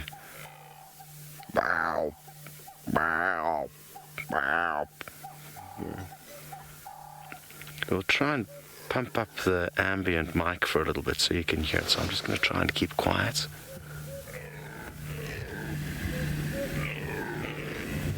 Okay. Now, I'm going to ask to send you guys away quickly because there is a guide coming down the road behind us, and I can ask him for some directions as to where exactly I am and where some possible sightings for us are. There's no need for you guys to be around for that. Okay, so we'll send you back to Taylor while we chat to this guide who's just arrived behind us. Toodle-doo.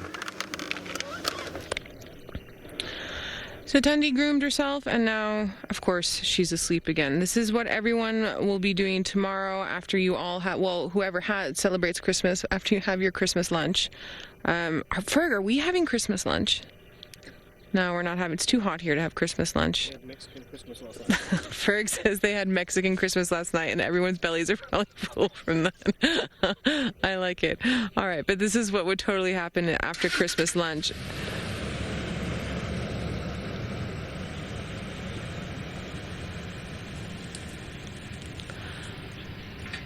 Hello, Joy. I love your question. Well, I love everyone's questions, but Joy, you're right on the same track with me today.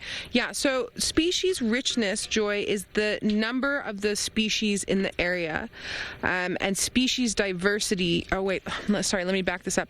So in an area, Joy, you get certain species. The amount of those species in the area is the richness of the species richness of the area. The species diversity is the actual different numbers of different species, if that makes sense. If that doesn't make sense, I can try and reword it. So just let me know. You can let FC know. So species diversity, the number of completely different species, and species richness is the actual number of those then designated organisms. I hope I said that correctly. If it doesn't make sense, please let me know. So Joy, basically what I'm doing is I'm practicing. Carrie, thanks so much for your comments about the additional information and you learning something new. I do hope you are learning something new. So, Joy and Carrie, what I'm doing, I'm using you all as my guinea pigs. So I have a practical examination that's coming up in January on some very specific stuff. Now, it's things that I find super interesting in general, and I do like to share it with you all. But then there's some certain key points that I have to hit on. And so sometimes in Drive, it's just, I feel like saying whatever. And then sometimes I get these really great opportunities, like now with this leopard, to go a little bit further into the studies and to start talking with you all about it. And then sometimes it's new information that I haven't used with guests before or haven't used with you all before that I'm trying out a bit, and it seems as if it's working. If it's not working, you must let me all know and I'll find another way to put it, or we talk about something different. But I find the farther in depth we can go regarding the bush, the more understanding we get of individual traits with lion, with leopard, with wild dog. And then also, I mean, as you all know, we had our whole wild dog saga before I went on leave, and sometimes it's really hard to understand the choices that the ecologist of the sands or anywhere else has to make. But when we start really going in depth about ecology and things like species diversity and species richness and population densities and how distribution of populations is so important, it helps the understanding as to why they make those decisions. And then a lot of the people that are making these conservation decisions have studied for 3, 4, 8 years really in depth into a lot of the stuff we get to talk about. So thank you, everybody. I'm glad you're enjoying it. She is super, super lazy.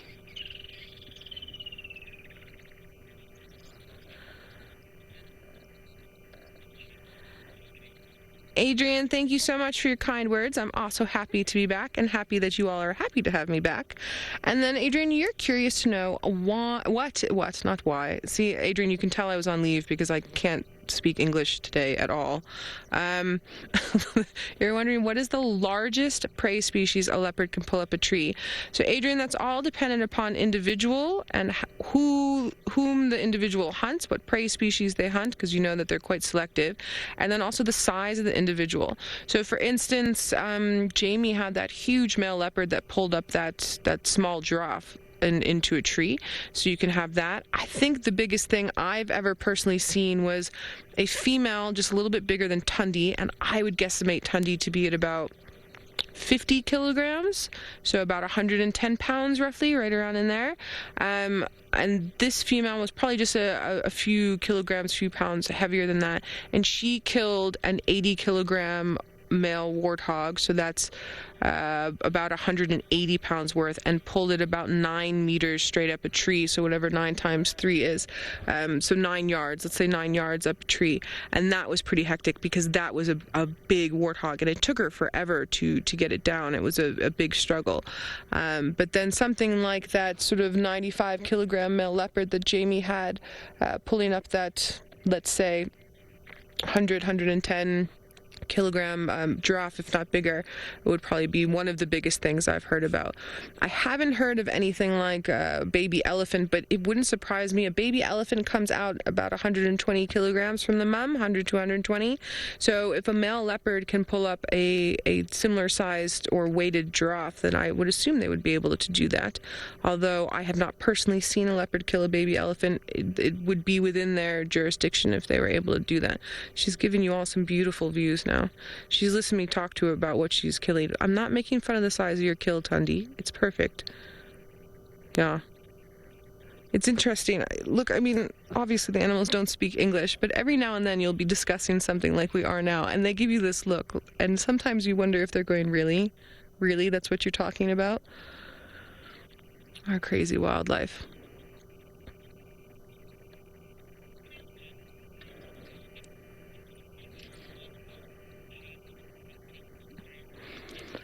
Handy Cat, you're curious to know if I've ever seen a leopard fall out of a tree while sleeping, and that's a big negative. They're very agile. They know their body well. They know where to lie well.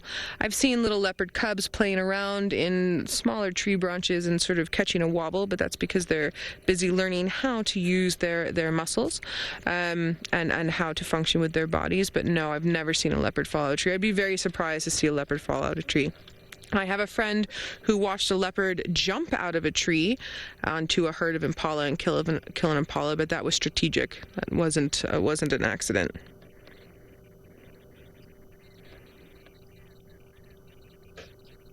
She's definitely keeping her eye on something, and I'm wondering if it's related to those vervet monkeys that we heard earlier. I haven't heard them since we talked about them, but it's entirely possible.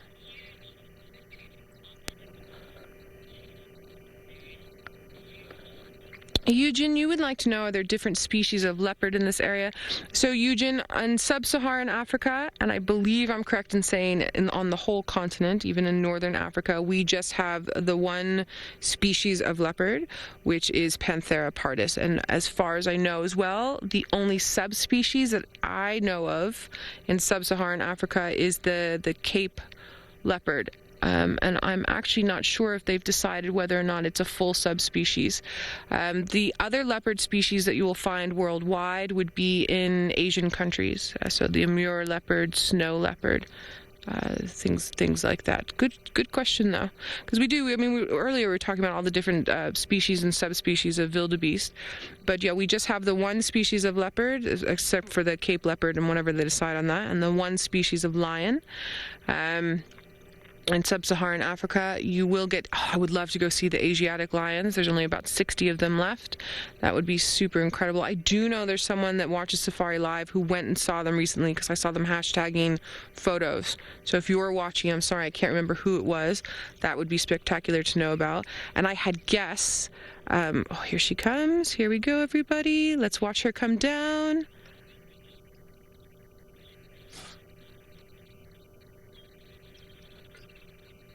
Oh, fantastic. How fantastic was that? I had guests who travel all over the world to find and look at big cats of the world. Now, Tony, you're curious to know, where does the clouded leopard live? Tony, I'm going to assume the clouded leopard is somewhere in Asia, but I really honestly don't know. I don't know if someone else that is watching, oh, sorry for the tree branch, happens to know. Ferg is saying in Borneo. There we go. Thanks, Ferg. Sorry, what'd you say?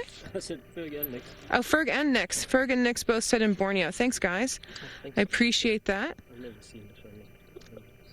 Oh, that's beautiful there.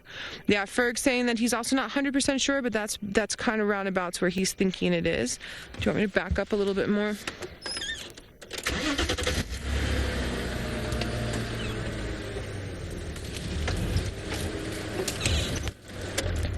Wildflower, you're curious to know, will any other animals go up the tree with a leopard in it? I've seen other leopards go up in a tree, Wildflower, with a different individual in there. I have seen lions go up and chase leopards off kills. I have seen tree squirrels run up and start chattering away. I've seen monkeys jump from the top of one tree to another tree and start chattering away, but then quickly move off. But no, I mean, in general, when prey species know that the leopard's around, they're not going to be so silly as to try and get up. It's just going to it has to do more with is it another predator or possibly wanting to steal the kill. That's going to be really beautiful there. Oh, here we go. Gorgeous. Thank you, Tundi. Now, Tundi, bring us to your cub. I don't think I'm asking too much. We would all like to see your little cub. Clouded leopards in the Himalayas. Interesting. Okay. So I wasn't far off with Asia, and then you guys said Borneo. There we go. Yeah, that works. Oh, she's so gorgeous. Look at her. So now she obviously hasn't finished that kill, as we know. She's leaving a little bit there. So she could be doing one of two things. She maybe wants to go somewhere else and lay down maybe under a bush, or she might want to go for a drink. Or I'm holding thumbs that she wants to go to her cub, and then she wants to snuggle with her cub and then pick it up. That's what I want.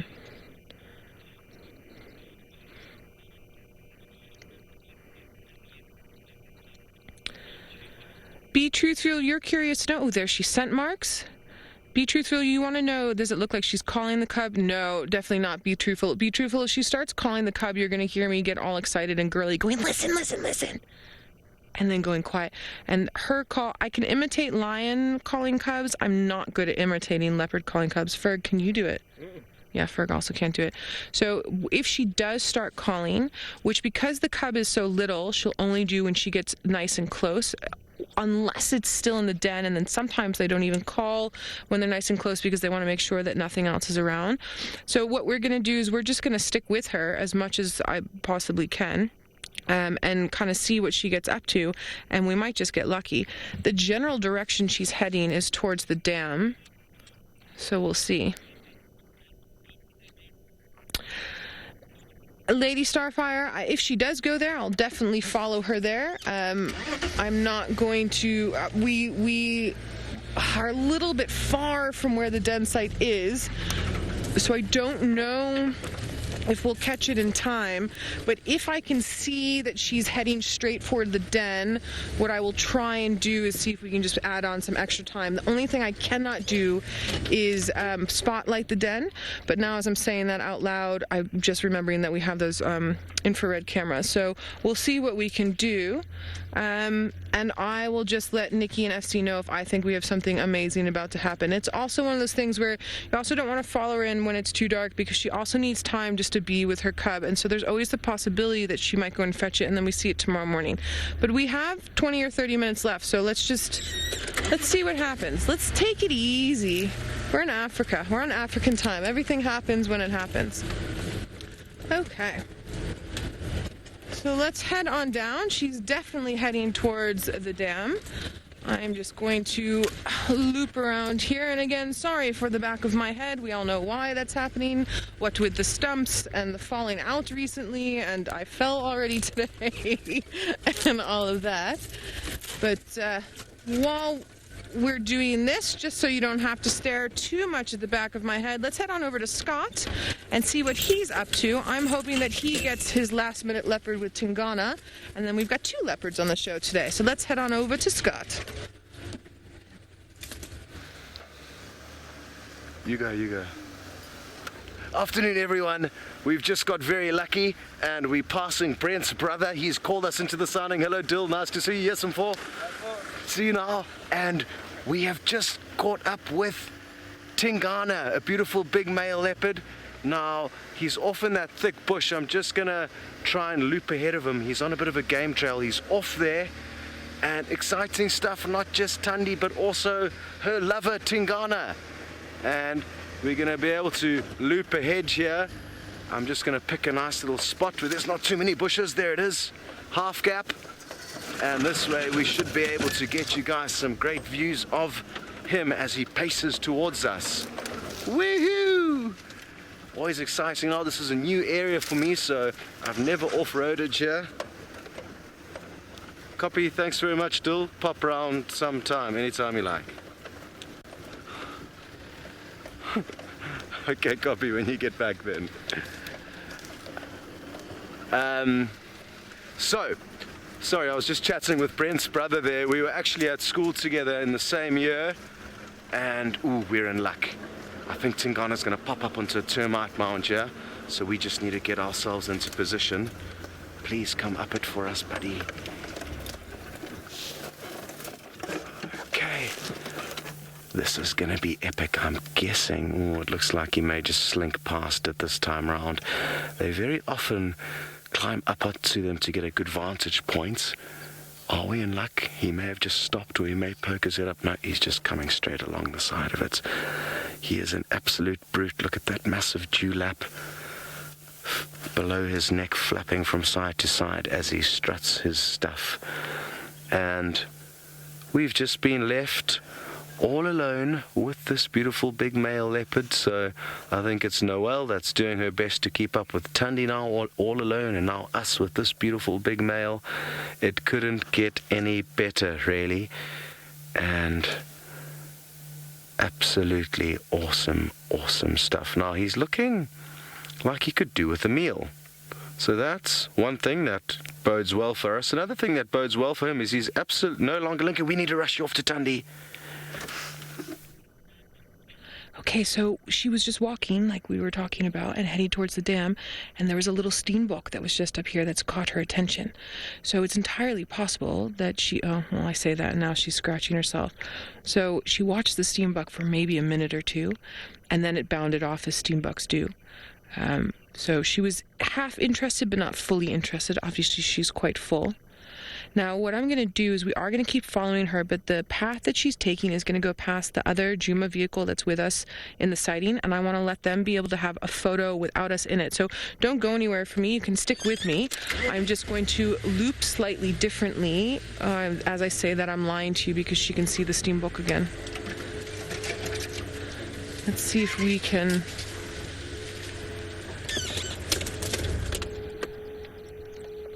There we go.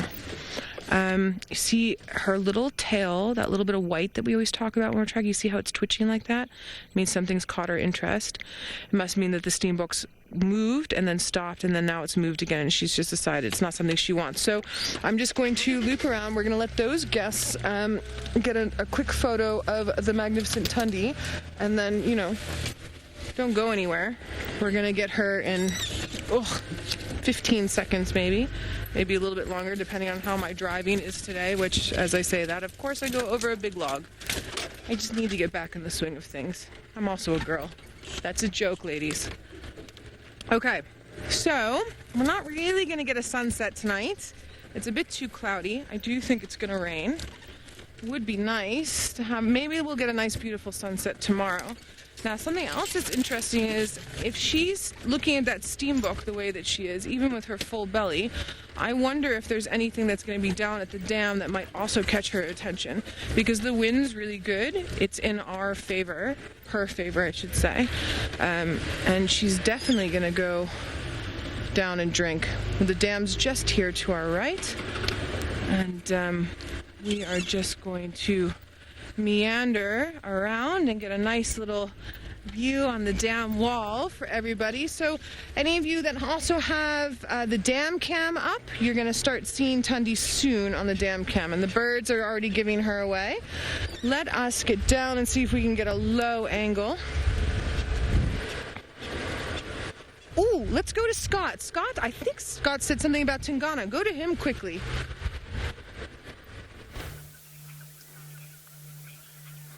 Well, we've just got him coming straight towards us. Magic views. And what's caught his attention there? Ooh, this is looking good. He's looking excited by something. Can you hear something? The fact that he's moved his head from one side right across to the other without looking makes me think that he heard something. And now he seems to be heading towards whatever it was that first caught his attention. Interesting stuff, and you can see that he's changed his body language. He's certainly looking a little bit more sneaky than he was before. And isn't it just absolute magic to watch this guy moving through this? Oh, he can hear some impala. It sounds like some impala are possibly playing behind us. And he knows full well that when impala are playing, they may have leopards not quite at the top of their mind as they do when they're not playing. What have you smelt? Have you found some poop to roll in? Look at how cool this is, perfectly framed with that leaf. Now, Joy, you wondering what that beautiful big dewlap, that flap of skin below his neck is for? I guess it may assist, a bit of extra saggy skin when fighting with other big male leopards will assist them. Let me just reposition the vehicle quickly. May assist them, a bit of extra skin will have a bit of slack when other males are lashing out and fighting with one another. Not quite the same as a lion's mane, but a similar kind of thing. But I think it's just the fact that they get very big, and that's just an excess bit of flap of skin. You also find it on some large antelope like eland. So it's not just the big cats that have dewlaps. Oh yeah, you have found some poop and you're eating it. Blech. Now leopards will do this from time to time to get certain minerals that they don't acquire from meat. And I think it would make far more sense for you guys to go and watch Tundi having a drink rather than Tingana eating a poop. So off you go. Yay! Scott got my nemesis leopard. I'm so excited. And we still have Tundi. So there's your 2 leopards for the drive. Excellent stuff. And she's just making it down to Juma Dam to have a beautiful little drink. And the light is a really interesting soft light at the moment. So her pattern mixed in with this dark black cotton soil is really popping up nicely. There we go.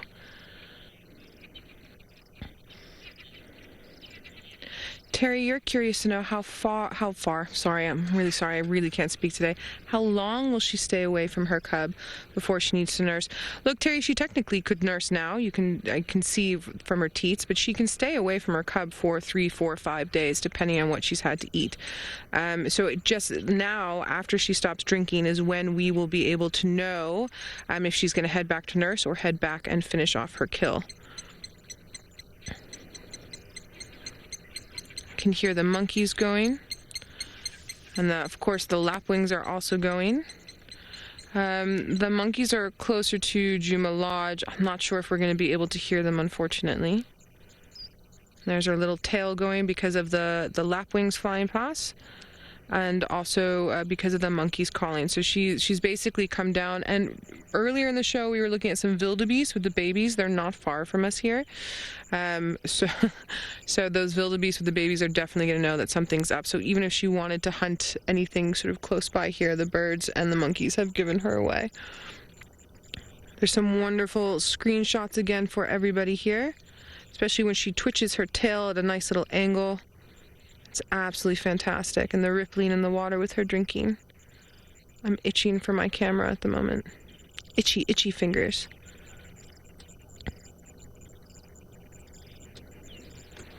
Now notice how, look, today was a warm day, but it wasn't super hot.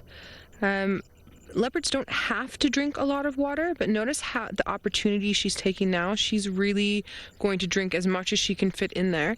Leopards get a lot of the moisture that they need from the food that they eat, from the liquids that are in there.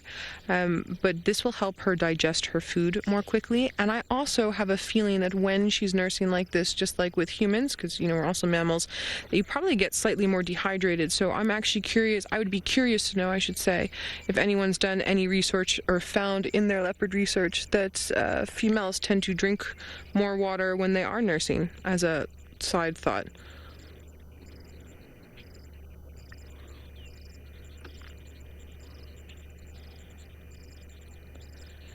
Bunny, you would like to know how long can the leopard cubs live without mom's milk? Well, Bunny, she tries to be there as much as she can, but again, as we talked about, she can go 3, 4, 5 days without being there, so they can survive pretty much that amount of time. If there were to be a little bit more longer than that, it would depend on the strength of the cub and the age of the cub as to whether it survived.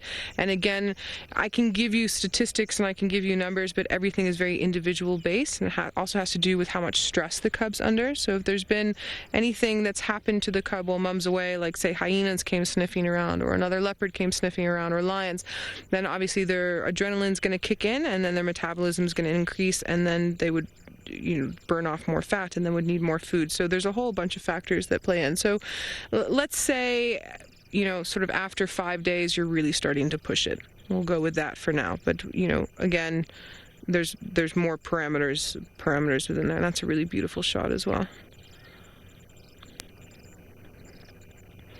I'm obsessing over this sighting right now, everybody. I hope you're obsessing over this sighting as well.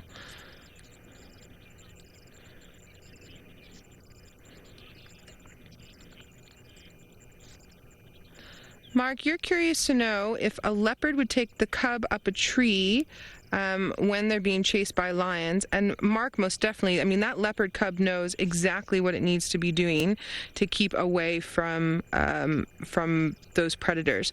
So depending on the size of the cub, when they're really, really tiny and need to be carted around a lot by mom, or when they're still blind, after their first couple of weeks of being born, they're going to be stuck inside those den sites, inside the termite mound type things that we've seen.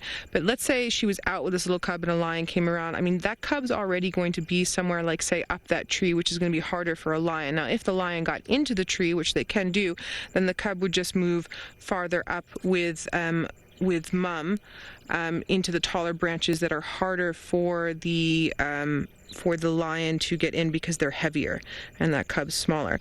Now, I've never personally seen a mum try to get higher up in a tree by putting the cub in the mouth, but I have seen the cub go up first and then the mum sort of standing towards a lower branch and hissing and growling. In that particular case was another leopard that was around.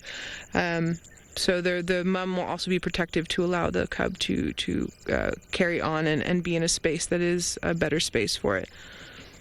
Well, thank you, darling Tandi. That was lovely. Now, please come up onto the dam wall and then stop in the middle of the dam wall and face us. Maybe groom yourself for half a second and then take us to your cub. I know I'm dictating a lot to Tandi today, but I'm desperate to see this little one.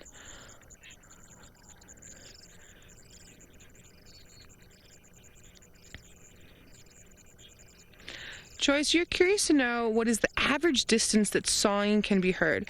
So, Joyce, a male lion's roar in good conditions can do 16 kilometers. A male leopard in good conditions, the farthest that I know it can do is maybe 6 kilometers. But on average, it's going to be shorter. It's going to be sort of 2 or 3 kilometers. And then with a female lion, it's much shorter than the male. And interestingly, with the female leopard, it's actually just as far as the male. It's maybe a little bit less so. But they call the males into their territory when they're ready to mate, and a male will have sort of 3, 4, 5 females within his territory, so their calls have to go a little bit longer. Tandi, you have 5 minutes to go to your cub. But you have to walk down the road. You're not allowed to walk through the drainage line because I can't follow you in there. Yes, she's absolutely stunning. But everybody, I have a feeling that what she's going to do is to go... Oh, I could be wrong. If she goes down into the drainage system, I'm really not going to be able to follow her. But we're lucky because I believe Tingana is on a kill. So we're not going to lose leopards in your last minutes.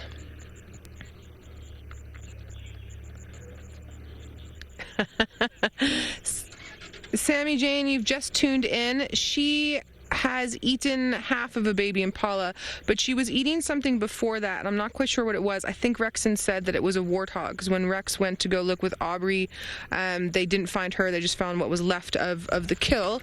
And then when we went to just go triple check everything, I actually just wanted to show you the kill itself, and then we were going to talk about leopards. But when we went to go look, she was there, and she had a baby impala kill, which is super fun. Well, I think it's super fun. There might be some of you out there who think, oh, poor impala, but as we all know, she's feeding a cub, and unfortunately that's what some of the baby impalas are meant to be this time of year, is food for mommy leopards and tinganas and all of that. So she is definitely heading down into this drainage line. I am just going to try and meander in as best as I can to get us a few more glances before she goes where we can't see her. Oh, where are you heading now, buddy? Wait a minute. What are you doing down there? No, you were just smelling. I got super... Ferg knew exactly why. I said, I was hoping that that's where she had stashed her little baby and then she was going to bring it out. But I really honestly think that she's put the little one in the den site that Tristan found, that a lot of the other guys found. And then Tristan showed you the cub for the first time. And so... yeah, sadly, she's going to meander where we can't view her and carry on into the night. But we've had such a wonderful afternoon with her. If she sticks closer to the road, we'll be able to follow. If she goes more into the drainage line, we're not going to be able to follow. I also have to share this sighting with other vehicles as well. So we're gonna try our best. Oh, shame. Scott doesn't have Tingana anymore, but I'm glad that we did get a short visual of Tingana. I'm going to see if we can get another glimpse or two of Tundi before we have to say goodbye. Now, the reason why I'm saying we're not going to stick with her to the den is because for where she is and where she's walking, it's actually going to take her about another half hour, 45 minutes, maybe even longer to get to the den.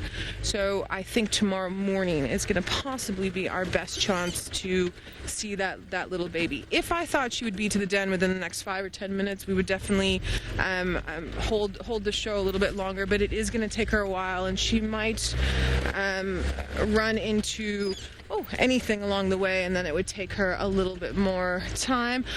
Thanks everyone for wishing us a very Merry Christmas. We do appreciate that. I'm not going to let you look at my crazy face while we do this, but I think maybe we must look at our beautiful Tundi for our last little bit. Hello, girl. Are you going to come say hello to everybody? Here she goes. Well, it's been an amazing drive back, everybody. I really enjoyed being home and being back on camera with all of you. And we've had an epic day, of course. We are going to watch her carry on into the bush. She's actually now changed completely her direction and is heading a little bit back towards her kill. But again, maybe she's trying to give us the slip so that she can quietly go to her cub without us noticing. But we will have to check in tomorrow and see what has happened.